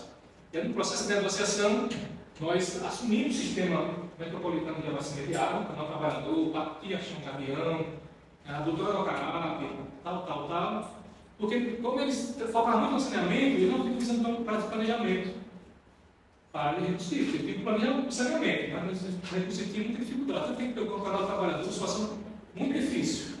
Se a gente tivesse precisado operar em 95, a gente não teria conseguido operar ele. Tanta dificuldade que estava. Mas, por sorte, foi cedo, mas o da metropolitana deu para abastecer a cidade. Até porque a demanda na época não era tão grande como é hoje. 4,5 metros por segundo chegou a 12, chegou a 12 em 2012. Aí nós temos lá na instalação do primeiro comitê passivo, que participou desse processo. A atuação do plano em 2005, eu estava falando para vocês, nós temos essa atualização em 2005, ela foi mais uma compilação, né, pegou-se o plano 92, deu uma arrumada e disse que era atualização. Se quem pegar essa atualização vai ver que não foi um negócio realmente de uma atualização do plano de recursos hídricos, porque o plano também é muito tenso, teria que refazer o plano, na verdade, em outras bases. E isso foi feito em 2010, se não me engano, a construção da Secretaria de Recursos Hídricos do Plano de Ação Estratégica para o Estado. Isso sim, para configurar uma atualização do plano, apesar de não ter a parte de diagnóstico, não ter a parte de cenário, mas a gente construiu isso, né, dentro do próprio sistema, na parte de metas, de programas, de subprogramas, de orçamento, né, de cronograma para frente. Né. Como é que evolui esse processo de... Por que a gente, a projeto, desde o início, ele trabalha muito com a questão do planejamento, é fundamental. Né? Não dá para pensar em gestão de recursos hídricos sem planejar. Mesmo no nosso setor de gestão de recursos hídricos, a gente era meio pioneiro dentro da própria projeto, sempre olhando na frente, planejando. Não pode só executar agora. Situação de ser, realmente, é uma situação emergencial. Até a CNT tem que planejar, porque ela vai indo. Mas a gente tem que conseguir estar planejando para estar... tem uma referência, né, porque tem um ditado disso, quando eu não sei onde eu quero chegar, eu não recebe, né? Então você tem que ter um horizonte, tem que ter uma meta, tem que ter um traçado. Nós tínhamos que montar 11 comitês do Estado do Ceará. Nós tínhamos que trabalhar na operação de reservatório. Tínhamos todo o planejamento que a gente fazia, planejamento estratégico, planejamento operacional. Né? Eu tenho tudo isso guardado no meu computador. né, desde 94. Então hoje o sistema está bem complexo, sempre foi, né, mas está mais ainda. Né? Então o arquivogério não tem como fazer um gerenciamento sem o seu planejamento estratégico e planejamento operacional do estrutura como essa. Né? São 157 reservatórios, são 429 plantéis de transferência, aqui eu não botei o CAC ainda. A primeira fase do CAC aqui, a gente já está tomando conta dele, foi construído pelo Estado e a gente está iniciando. Né? 171 de adutoras, de água bruta, estação de bombeamento, gravação negociada de água. Vocês têm a ideia, no ano normal, né, nos 150 reservatórios, nem todos perenizam, mas a maioria pereniza alguma coisa, pereniza em torno dos 1.500 km de leito perenizado. Em torno de 95 reservatórios, 96, 97, tem que abrir a água com corda para correr alguma água naquele sistema. E não é simplesmente abrir. Tem a reunião com a sociedade, tem o planejamento, tem o monitoramento, tem a normação 2.500. Isso em termos pascais. As vazões mudam. Né? As vazões mudam. Aqui então 2.500, mas no Jaguaribe chega a 15 metros por segundo. Aqui no Jerimum, 6 litros por segundo. Estou falando em volume. Volume é curso de perenização. Porque apesar do volume ser pequeno, mas também requer monitoramento, requer medir a vazão está correndo, está tendo captação de água devida. Todo esse processo de rio. E os eixos de transferência. Né? Também estou das águas, que eu falei no final. São 255 quilômetros de canais, que se fundem também. O canal Trabalhador, que a gente trabalhou muito fortemente nos últimos anos de recuperação dele, é uma estrutura difícil, porque ele é construído em cima de banda asfalto, tem em cima da areia, então requer uma manutenção muito grande. Mas ele é útil, né? Tanto do ponto de vista da questão da seca. A gente precisou levar, no caso, quando é necessário, a gente vai, joga um castanhão. No último uma seca, 2000, ele era mais crítico, de 15 a 16. O que aconteceu? A gente não perdeu esse trecho aqui do Jaguaribe. A gente reverteu o canal Trabalhador para trazer água daqui para as comunidades que estão no longo do Aracati, do toda a região dele. O Oroz Feiticeiro, um sistema de bombeamento que usa turbobomba daqui do Oroz, que jogava aqui para cima do nosso chamado Feiticeiro, no Jaguaribe. O fogueiro do Pirabibu é outro adutor, é um sistema também de 10 km, que ele pega a água aqui no Manabuiú, no açude Pirabibu, pega o nosso fogareiro e joga no rio Pirabibu, com uma percurso adutora de 10 km. São todos sistemas que a gente tem que estar sempre acompanhando. Né? Esses dois últimos impérios bacios. Acho que o turbobomba está funcionando ainda. Porque em tese, a turbobomba, a nossa realidade não é muito interessante. Porque eu estou gastando água para reduzir água. O nosso recurso mais escasso, mais importante é a água. Eu não poderia imaginar que eu vou usar a água, da turbobomba se ligar, ela comporta, roda a turbina, ele pega a água e joga e aduz a água em outro lugar. Então você está gastando água para reduzir água. É um sistema interessante, o sistema de Jaguaribe, mas para a nossa realidade acho que não. A mesma coisa de gerar energia, havia uns estudos de produzir energia colocando as turbinas hidrelétricas nas válvulas dos açudes. Então, você vai gastar água para produzir energia. Uma situação que a gente está. Só um dia que tivesse usado tudo sangrando, não poderia ser, mas o foco é água, o foco é ter usar água de forma racional. A gente tem um momento de uma situação de certeza muito grande. E com essa mudança climática, cada vez a tendência é que inverno mais rigoroso, seca mais rigorosas, mais repetitivos, as frequências, sei lá. Aí nós chamamos de planejamento e recursos do Estado do Ceará. Nos últimos 30 anos, a questão do planejamento foi muito forte na política de recursos hídricos. Acho que é por isso que ela consegue dar resposta e está sempre na vanguarda, está sempre produzindo coisa nova, além dando resposta à questão dos objetivos da política, do uso racional da água. Aí nós temos aqui no Estado do Ceará algumas questões, algumas níveis de planejamento, né, que a gente falou até da seca, né? Nós temos um plano estadual, 92 de 2005, depois do plano estratégico, está indo aqui. Nós temos o Pacto das Águas, que outro, você já tem conhecimento, um trabalho muito forte que a Assembleia fez, mobilizou muita gente, postulou todo o sistema de cursos hídricos, saiu dos estados regionais, até a questão do incendiário, a gente meio que copiou nos nossos planos, né, do incendiário, e gerou as proposições, foi uma movimentação muito grande, né, em 2009, acho que finalizou em 2010, saiu uma publicação de todo o material. o conciliado de estudos da Assembleia. Nós temos um plano de bacia hidrográfica. 2007. Sim, mas aí foi publicado. Não, 2009. Mas também depois deu uma... Então se pensou-se na época, como é que a gente vai pegar esse planejamento que foi feito e vai se tornar operacional? Pensou-se que queria até uma instituição para fazer isso. Aí, viu que não... Você ia criar um paralelismo, né? Enfim, chegou um nível de detalhamento muito grande e a gente não sabia o que fazer com esse nível de detalhamento de ação. Realmente foi feito em encontros municipais, também para a base para fazer essa... Era uma escala regional, mas meio que detalhou-se muito. Né? Aí ficou difícil fazer isso. E a questão desse escala é isso. Se você tem uma escala nesse nível, mas quer detalhar demais, você consegue trabalhar. Ou dessa escala, ou você fica na escala regional. Se você quer detalhar toda a escala regional numa escala local, vai dar choque. Você não vai conseguir personalizar isso. E aí nós temos aquilo que eu falei, que eu considero uma atualização do plano, que é o plano de ação estratégica de possível do Ceará, o PAI RH, que é possível.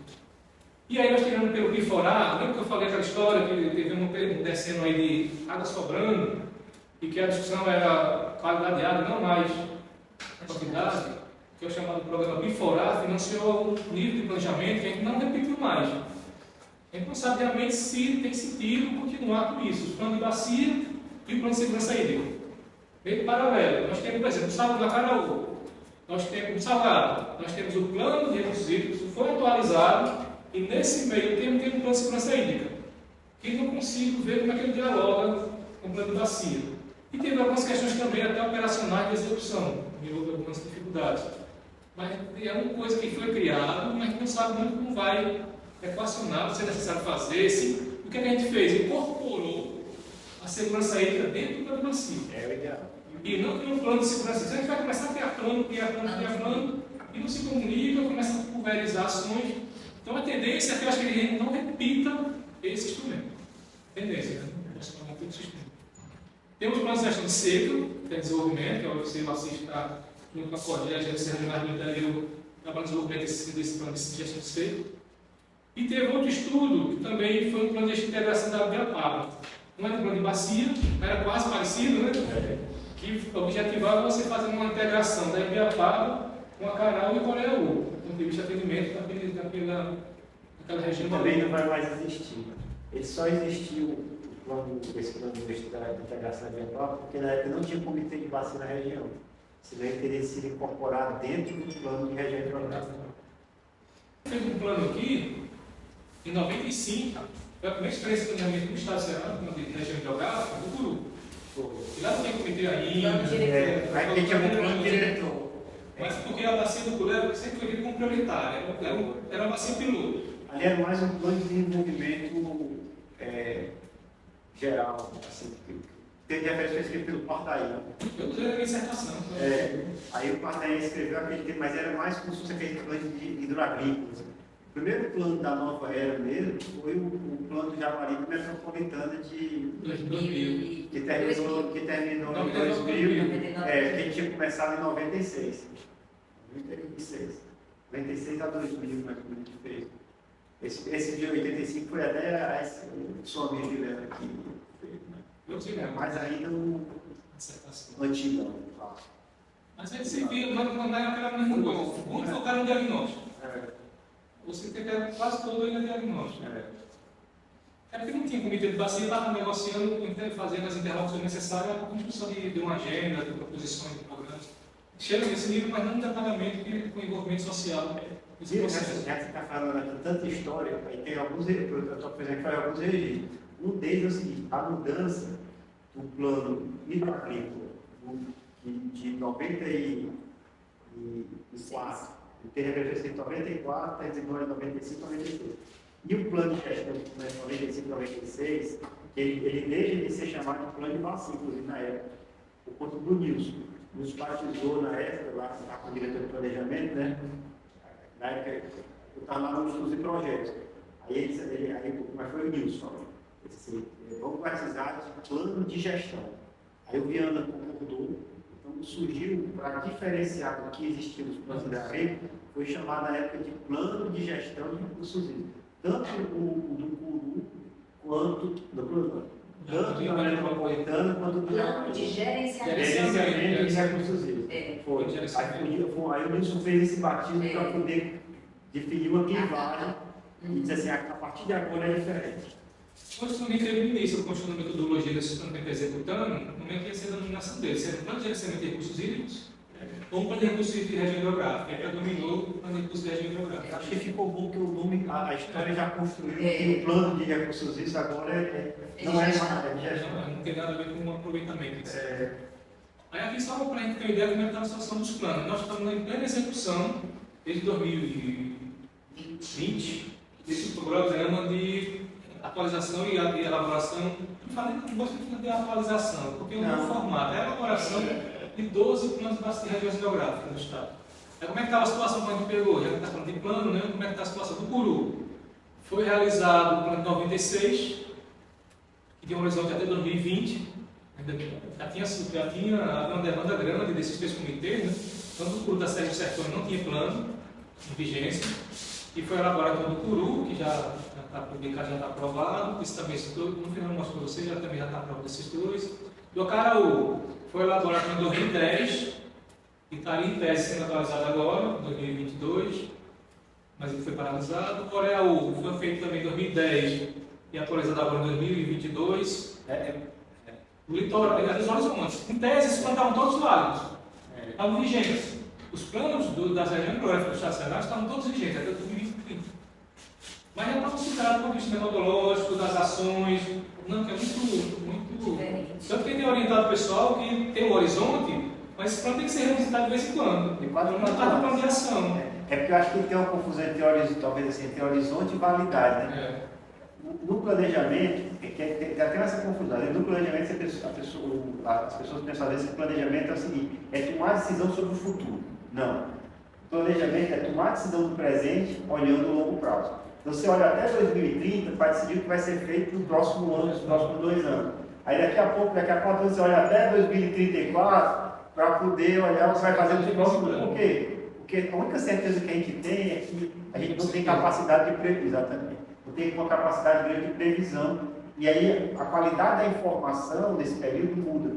Como a qualidade da informação muda, a qualidade da tomada de decisão pode ser melhorada. Né? Novas demandas surgiram. Então a gente olha o horizonte é mais até quando eu olho para saber as repercussões das ações que eu tomo hoje e qual é a cadeia de causal e de implicações que vão ter dessas decisões. E se eu deixar de fazer alguma coisa, se eu fizer alguma coisa agora, o que é que significa do ponto de vista de médio e longo prazo? O horizonte está dialogando com isso.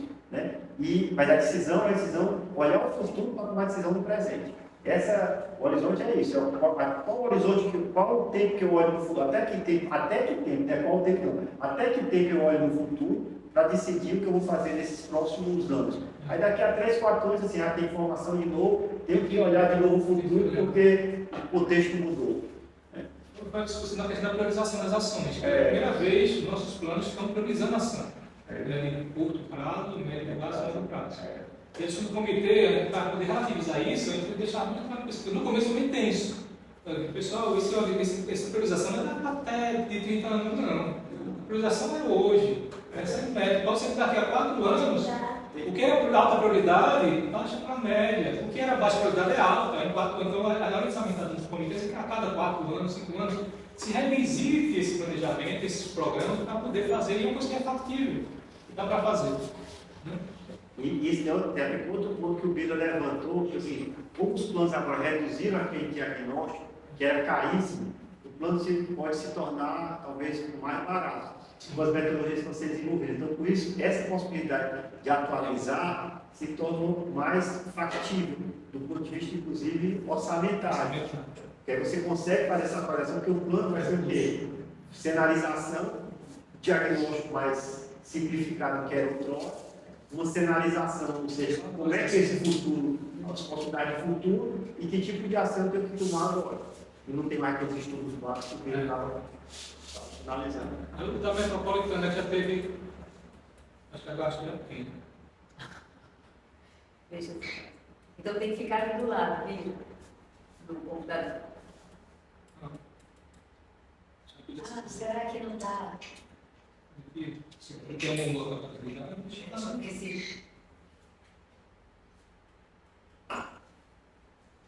Pronto. Não, você desligou. sem querer. Então, na metropolitana é o que tem mais atualizações. Nós temos o primeiro plano de 2000, né, que é 99 2000. Foi feito exatamente junto com a região toda de Jaguaribe. Mas teve uma atualização já em 2010, esse bloco, esse parceiro da Cara Coreana da metropolitana foi atualizado. E vamos iniciar, né, dia 9 de março, iniciando a atualização do plano da metropolitana novamente. A terceira, o plano que foi mais atualizado. Justifique-se, né? Então, realmente, a metropolitana tem uma complexidade muito grande. E aí, do Jaguaribe aqui, são também os 5 planos são de 2020. Qual é o problema aqui? Optou-se na época de fazer um grande plano, plano do Jaguaribe. Não existe lá o plano do baixo, plano do médio e plano do alto. Um plano do Jaguaribe e as informações das sub-regiões estão diluídas no texto. Eu já tive uma dificuldade grande de conseguir pegar a informação, eu fui fazer trabalho no médio, que é informação do médio. Você tem que ver o plano todinho para conseguir.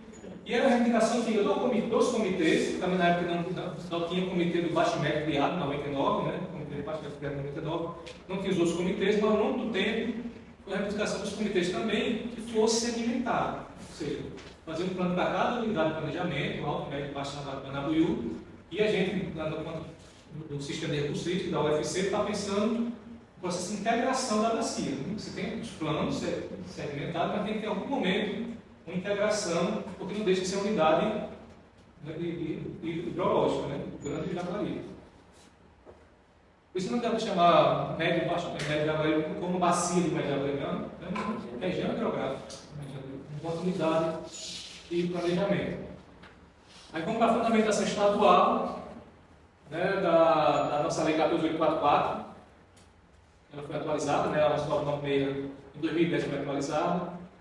E tem a questão do plano estadual, né, que ele fala do plano estadual depois do plano das regiões hidrográficas, bacias. O plano estadual que serve diretrizes que visam fundamentar e orientar a implementação da política de recursos hídricos no Estado, considerando as bacias e subbacias hidrográficas, que é um conceito também que foi construído na época da formação dos comitês de bacia, porque o pessoal do Salgado, não do Salgado, nem do Banabuiú, mas do médio alto, do médio baixo, nem do Banabuiú também, eles se identificavam como subbacia de Jaguaribe. Então, no processo de formação do comitê, chamava-se subbacia. Tanto que se você olhar o site do comitê, está lá, comitê da subbacia do médio Jaguaribe, comitê da subbacia do Banabuiú. Só o Salgado que fica um pouco fora, não usa muito isso na Caatinga, não. Porque o processo ele fica mais isolado do vale, né, toda aquela realidade do vale do Jaguaribe. E aí a lei incorporou esse conceito. Né, mas eu sou isso aqui, considerando as regiões hidrográficas do Estado, e não bacias e subbacias, considerando as regiões hidrográficas do Estado do Ceará. Mediante gestão reputativa, razoável esse recurso conseguir conteúdo mínimo. Aí, aqui no caso do nosso Estado, aquele conteúdo mínimo que a gente leu, é da lei nacional. No nosso caso, o que é o conteúdo mínimo? Tanto que o pessoal da ANA, o pessoal da Caraú, mandou um questionamento apresentando o conteúdo mínimo como sendo da lei nacional, né? Mas no nosso caso, a gente focar na nossa lei estadual. Então, seria o diagnóstico, né? Nós teríamos balança de disponibilidade de demanda e futuro, qualificação dos conflitos potenciais, dados alternativos de crescimento demográfico também nós teremos, né? As metas de racionalização e adequação de uso, né? A qualidade de recursos também temos, meios de serem tomados, programas serem desenvolvidos e projetos serem implantados, combinados agora, para o entendimento das metas previstas. Então, os planos nossos hoje atendem plenamente e até vai mais além do que nossa legislação estadual permite. Você puxar nacional, tem as coisas lá que a gente não tem, porque não há necessidade de entrar em enquadramento, em outorga, em cobrança, porque a nossa realidade é diferente, né? É um modelo estadual. Aí tem a priorização do outorga de direito de secretário de cobrança, tem essas coisas aqui tudinho. Aí dos planos de bacia, o que é que ele fala? Porque ali era da lei estadual, né? Os planos de recursos hídricos de bacia hidrográfica, no desse termo, englobações a serem executadas em suas áreas de abrangência, que serão discutidos e aprovados pelos respectivos comitês de bacia hidrográfica ou comitê de subbacia hidrográfica. É um termo que o pessoal meio que incorporou e rebateu até, mas foi o contrário. Foi a lei que determinou a nomenclatura. Foi a prática do pessoal lá na região que acabou rebatendo na legislação. Processo inverso, né? A gente fala que enquanto não tiver comitê, o Conselho Estadual pode conduzir o plano, né? E que o conteúdo tem que ser compatível com o plano estadual, com o plano estadual. Vamos lá. Aí a gente fala rapidamente do comitê, porque aprova os planos de vacina, né?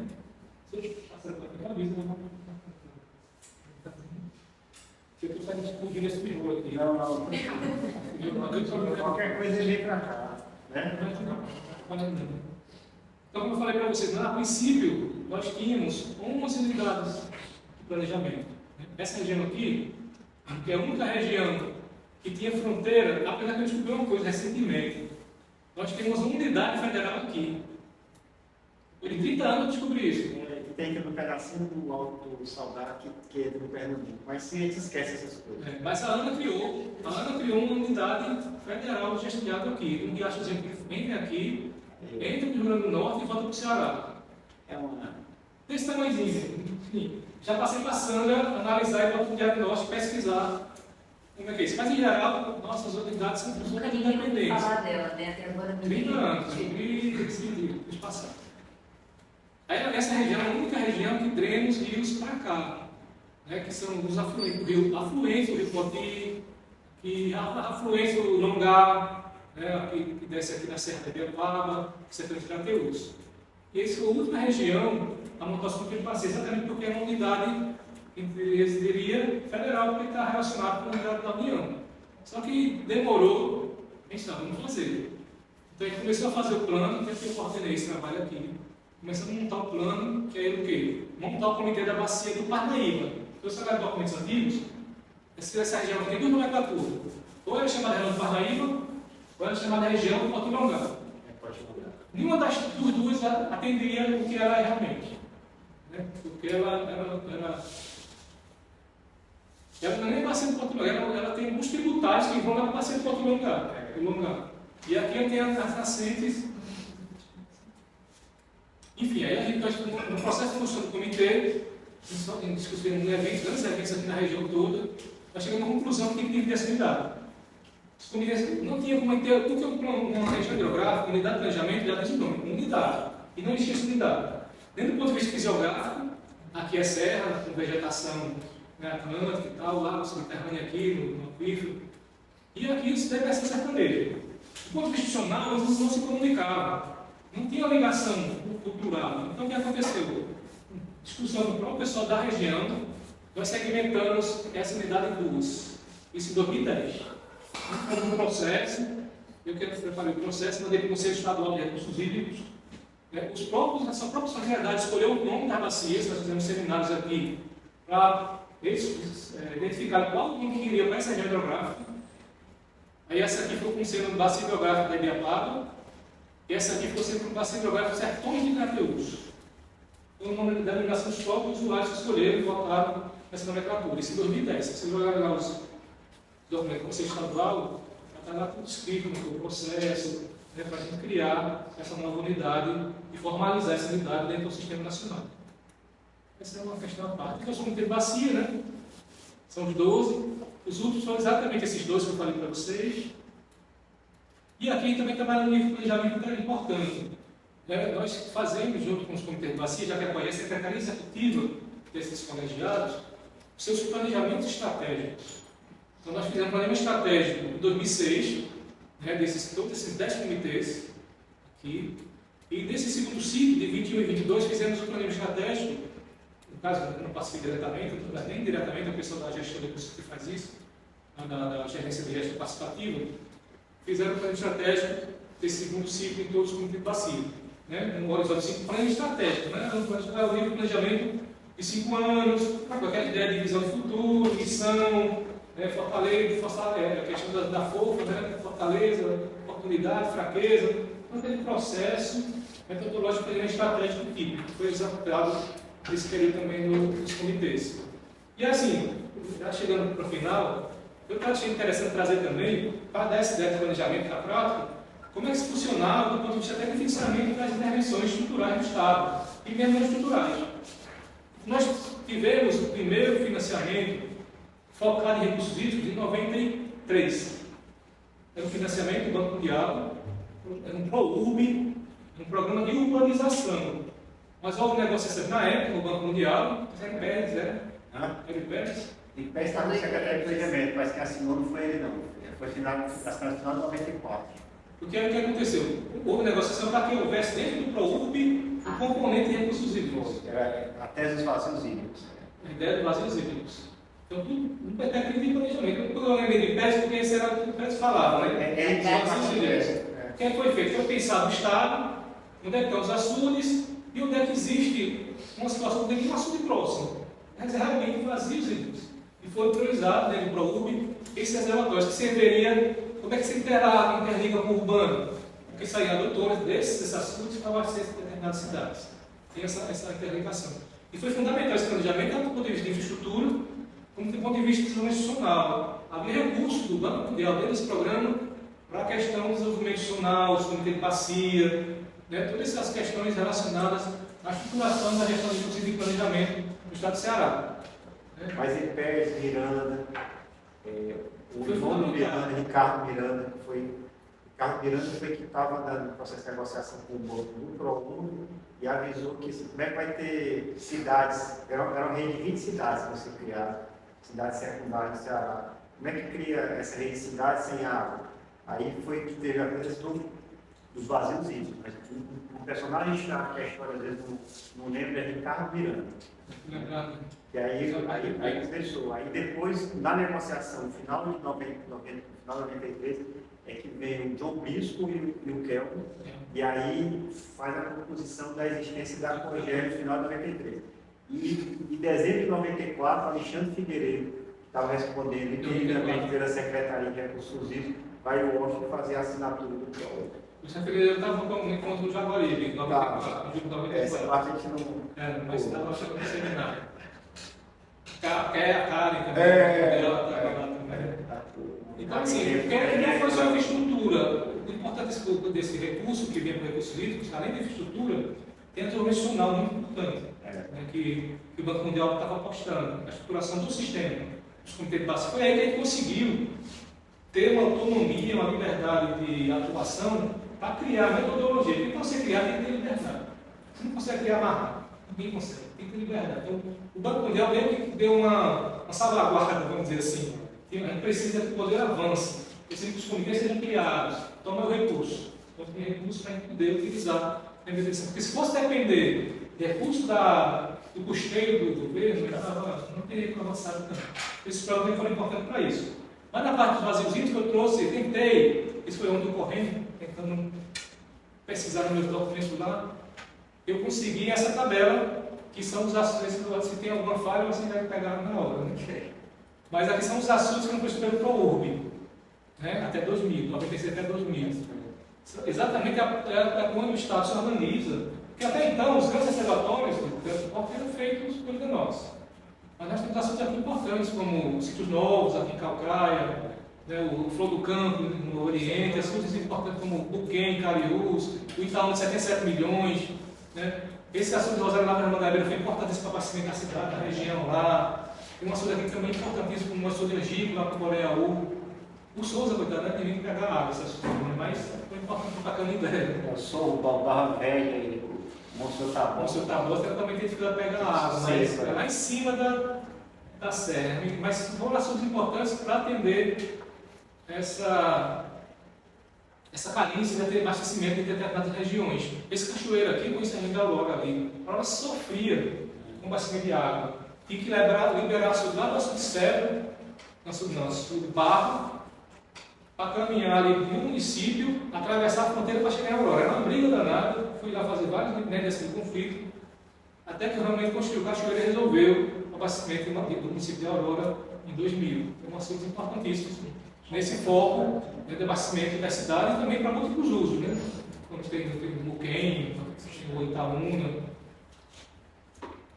Aí depois do ProURB acaba, em 2000, começa a surgir um outro programa.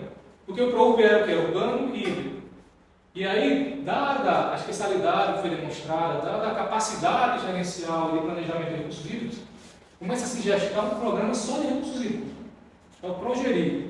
E depois o Progerir adicional. Foi um programa também que focou em obra, mas também focou em desenvolvimento institucional, investimento de desenvolvimento do sistema, de planejamento, de um monte de coisa. Eu não estou lendo aqui os montantes, mas só para você só para ter uma ideia da dimensão do valor. Né?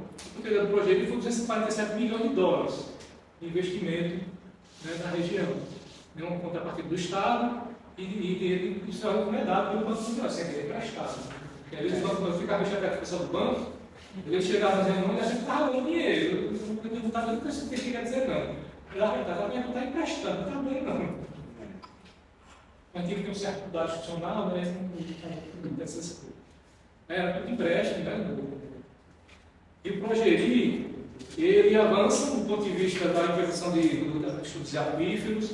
E um projeto importante também desse Progeri foi o PRODAN. Você ouviu falar do PRODAN? É um programa de obras hidroambientais, que foi projetos pilotos em Canidé, na Serra do Baturité, que era a ideia de você fazer um trabalho de manejo do solo e conservação da água, né, com aquele marco zero, né, aquele arco romano, retenção de sedimento, barragem subterrânea, chegando até em alternativas econômicas para evitar que as pessoas matassem a mata cidade de reservatórios. Então é muito interessante, mas era piloto, não conseguiu implementar-se enquanto a política pública efetiva dentro do Estado. Pegar 5 bilhões. Mas foi um projeto bem interessante. Quem tiver interesse em dar uma olhada no programa, a Secretaria tem um documento desse projeto. E aí fui buscar atrás dos assuntos que a gente fez no Progeri. Esse é o mais difícil. Aí você também pode lembrar de algum que eu posso ter pulado fora. Mas aí nós temos o Araguaiá, Açude Grande, quase arrumando uma cheia que teve em 2006, se não me engano. Ele estava sendo construído ainda, em 2000 e... Não, era para Farneirões, que era Farneirões.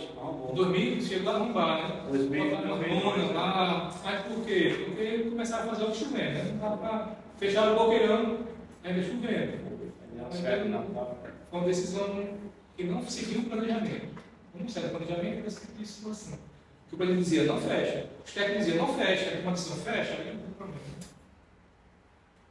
Um período difícil. Alguns desses reservatórios foram projetados em São Paulo, no caso do Pesqueiro, o Catu, esses são as heranças do PROU. Os projetos, eu estou focando só na obra.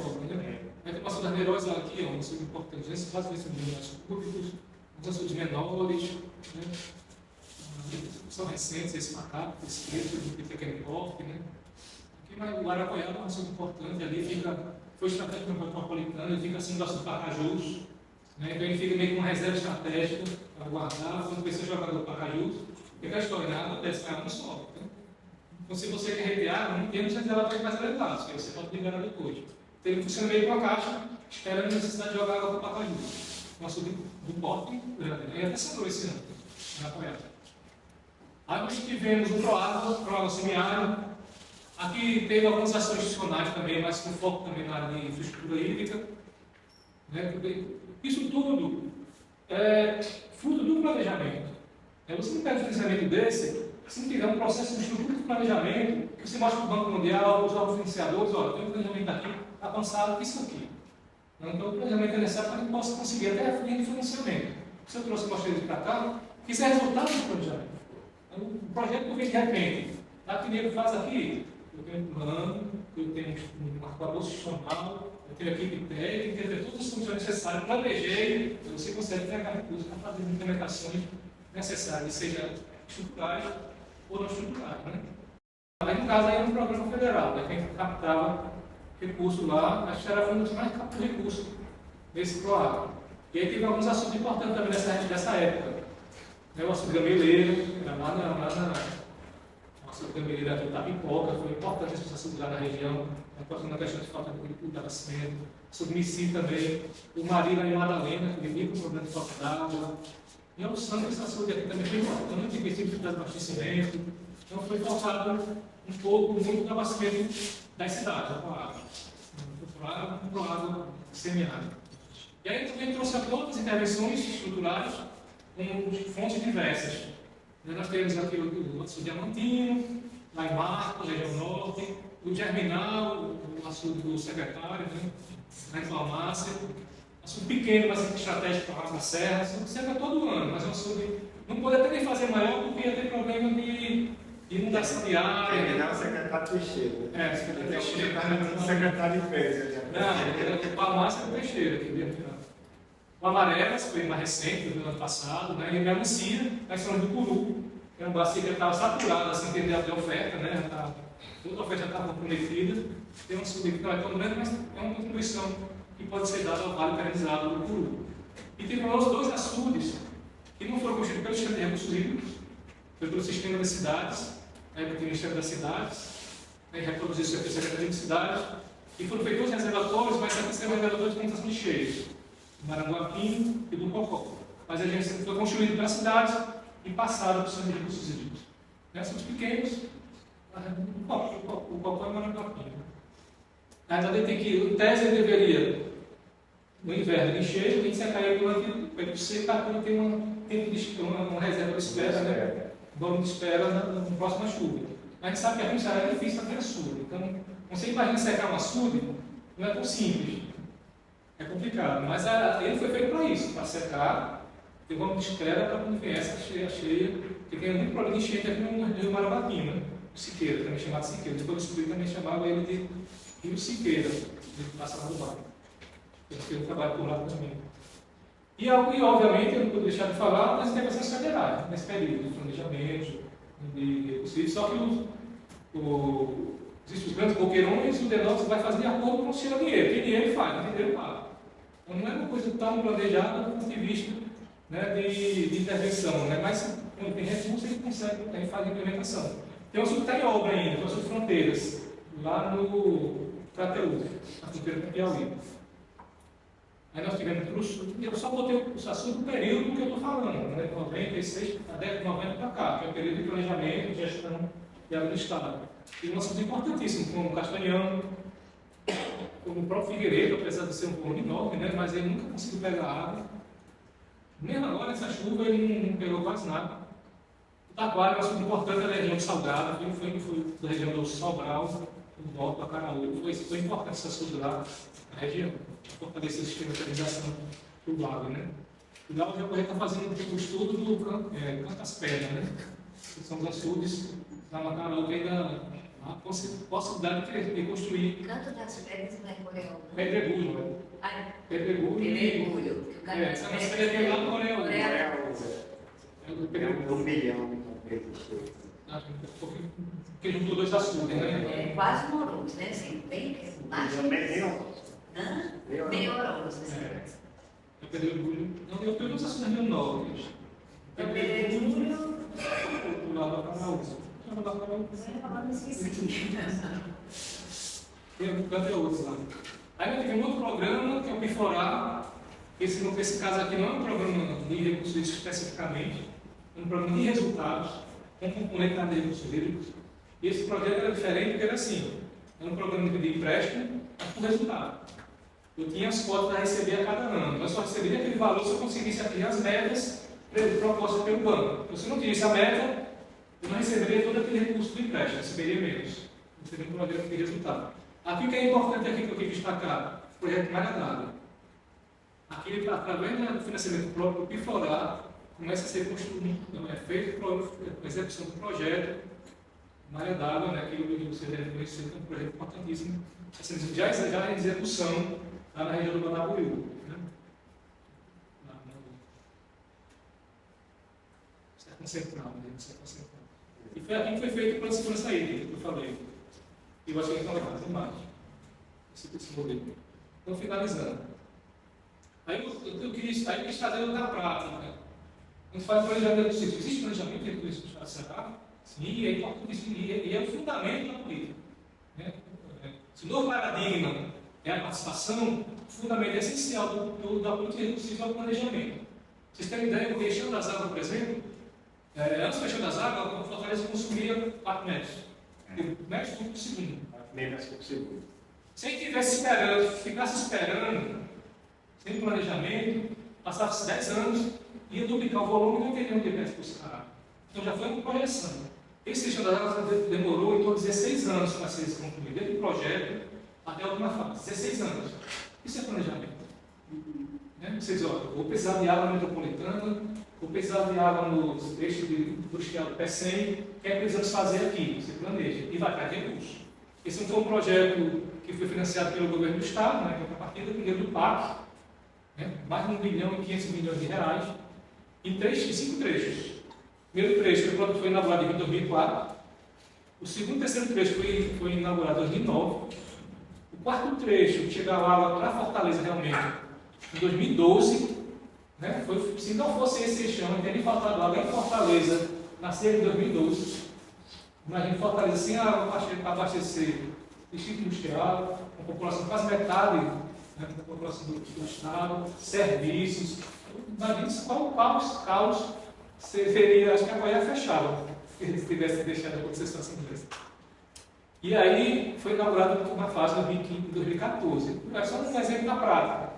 A importância do planejamento e o resultado que ele dá.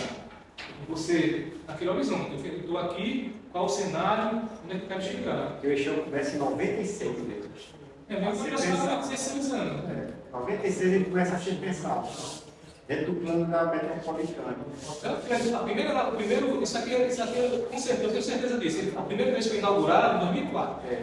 Então, você dá tempo de obra, tempo de projeto, está calculando 16 anos. Está vendendo mais, hein?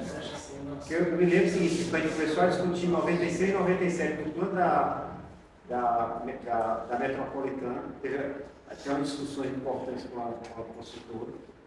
Aí, de lá, a gente fez a concepção, 96 e 97. 98 e 99 a gente vai para o projeto básico, é outro contrato. Aí, isso aí, quando eu fui para a concepção 2001, 2000 a gente ainda estava em planejamento do eixão, 2001. Era lá nos programas especiais, Teixeira, Amon, Tabuleiro, Dória. Um eixo desse temos 4 anos para construir. Não, se meu primeiro trecho é mais curto, né? É mais curto, esse trecho foi a sala da Palmeira, é pequeno. Mas a concepção dele mesmo foi desse jeito. De 96 a 2001, 2002 foi planejamento e projeto. Mas se você não tem ninguém planejando, pensando nisso, a gente estaria com um problema na mão grande, né? E aí só a figura aqui do eixão, né, os 3 trechos. O primeiro trecho, como eu falei, que é pequeno, porque vem só que já vai embora até o Barro Velho. E depois na alocação, na próxima gente vai falar um pouco disso aqui também, que isso aqui tem um trabalhozinho, que a princípio o projeto não era esse. Né? Ele não passava por dentro do Barro Velho. Isso dá um problema tão grande na alocação. Eu não tenho ideia. Né? Próxima reunião, se me lembrar, a próxima reunião a gente fala um pouco disso. O problema grande com o perímetro, porque se assuda aqui o Denox, abastece o perímetro do tábua de luz. É um problema grande, né?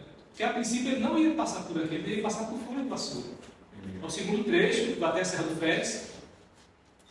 O terceiro trecho, até o Pacajus. Aí tem o quarto trecho que integra Pacajus, Patuti, né, Gavião, hoje tem integração aqui, trecho pequeno. E o último trecho foi para abastecer exatamente o distrito do Estado do PECEM. Estou finalizando. Espero que eu consiga dar a ideia, né, dos conceitos de planejamento, na prática, como ele acaba acontecendo e sendo importante o processo de equacionamento do uso racional da água. Né? E aí eu começo o link na apresentação dos planos de bacias, né, que é um grande programa que é articulado com o CAP, o UFC, o COGES, o Comitê de Bacias, um programa de elaboração de 12 planos de recursividade de regieiros, porque isso está em francês, região hidrográfica do Ceará. Há os antecedentes, né, que eu desde setembro de 2020 a gente trabalhando nisso, discutindo metodologia. Primeiro discutindo a estratégia de elaboração, então seria estratégia operacional, institucional, arranjo. Depois a metodologia, junto com a equipe mais da Sandra, da Pisciana, da Sambília, faz reunião de metodologia, como é que vai ser construído esse modelo, aquelas variáveis, né, aquele seminário para discutir as variáveis, um processo grande, depois mapeamento, depois uma apresentação do comitê de bacia, né, até o início mesmo da elaboração do plano foi em maio de 2001 no Peru. Esse período todinho aqui, uns 6 meses, 7 meses, sei lá, 6, 7 meses de elaboração. Primeiro do formato que ia ser executado. Né, já tinha aplicação dos questionários? Depois em 2021. O questionário começando aqui em março. Começando a fazer questionário em março. Aqui tem as preparações com os regionais. Temos questionários regionais. Temos questionários com pessoas regional. Porque até então o nosso plano de bacias era assim, fazia o termo de referência, licitava, contratava uma consultoria e executava. Dessa forma é diferente, a gente faz uma parceria, né, via dentro do programa Cientista-Chefe, o Tarcísio é o Cientista-Chefe do FUNCAP, a área de recursos hídricos, né, a gente repassa recursos da COGEP para o Estado passa para a FUNCAP, você consegue contratar os bolsistas para a execução das ações e você tem um resultado muito mais interessante, com uma flexibilidade para atuar nas regiões geográficas. Cada região geográfica você não pode ter uma camisa de força, o ter referência é encaixar em todas elas, tem realidades específicas, você vai adaptando essa metodologia de acordo com a realidade da região geográfica, você tem uma incorporação dessa informação, desse conhecimento, tanto na COGEP como na região geográfica, você tem a incorporação do conhecimento local, que muitas vezes o termo de referência não propicia espaço para isso. Então, o nível de inovação de sucesso dessa metodologia é impressionante. Né? Quem conseguiu avançar na priorização, na definição de prioridades de alta, média e baixa, até orçamento, né? Não é um orçamento, mas estimativa de custo. Hoje o comitê tem suas ações, tem programas, subprogramas, cronograma, priorização e o estimativo de valor de cada uma das ações propostas. Coisa que para nenhum, até não consigo chegar. É por causa dessa flexibilidade, sem contar com a equipe e o conhecimento. Né? Oficiana, vocês coordenando, ação, coisa que muitas vezes a consultoria, o que acontece? A contrata uma banca, acontece tudo isso. Uma autoridade, lá não sei, mas quem faz execução é outra pessoa que faz. Não sei de essa consultoria. E aqui não, nós temos um nível de conhecimento, né, reconhecido, né, notório conhecimento na área de recursos, como traz essa informação da academia para dentro do sistema, que essa é a proposta do cientista-chefe, né, trazer a academia e buscar soluções para o sistema de institucionais do Estado em várias áreas, né, no nosso caso, recursos hídricos. Aí são as marcas dos logomarcas do comitê, cada comitê fez uma logomarca no ID, não tem diferença de logomarca para ID, se é o pessoal da comunicação que consegue diferenciar isso, mas são dois níveis de mesma cozinha, né? Para poder, como era um programa só, a gente fez uma padronização, né, para cada cor. E isso aqui, segundo o pessoal da ASCOM, eu gosto de falar, né, o pessoal da criação da laje, lá da ASCOM, é uma rosa d'água e são 12 pétalas, cada um representando uma região geográfica. Não tem ciência do negócio aí, né? Aí com a situação hoje, os planos, vou passar para esse ano. Já aprovamos do Buru, em 9 de dezembro de 2021, aprovamos o planejamento da Serra da Ibiapaba, que ainda não tinha plano nenhum, em 10 de fevereiro de 2022, são as reuniões do comitê de aprovação. O Sertão de Crateús foi aprovado em 14 de fevereiro de 2022. Isso parece fácil assim, mas não é uma intensidade de volume de trabalho, de atividades, de eventos, isso vai mostrar bem direitinho. Se eu puder ajudar também, posso ajudar em relação a isso. Aí nós tivemos o litoral em 3 de agosto de 2022, o Coreal 27 de julho de 2022, o Coreal está paralisado em suspenso em execução, não foi concluído. O Salgado foi aprovado, são os 3 outros blocos, né, 20 de 4, é recente. Esse ano, o da Banabuí, dia 19 de abril de 23, do Alto-Jaguaribe foi 3 de 5 de 23. E estamos entrando agora no último bloco, são exatamente as 3 outras regiões geográficas, que é do Jaguaribe, que foi iniciada, que a gente chama com reunião de partida, do comitê, no dia 11 de 4, do Médio Jaguaribe, dia 11 de 4, 12 de 4, e do Metropolitano, dia 9 de março, reunião de partida. O próximo passo aqui são as audiências públicas que vão ser executadas no mês de junho. E aí passa para detalhamento, vai a senhora falar dos planos. Obrigado.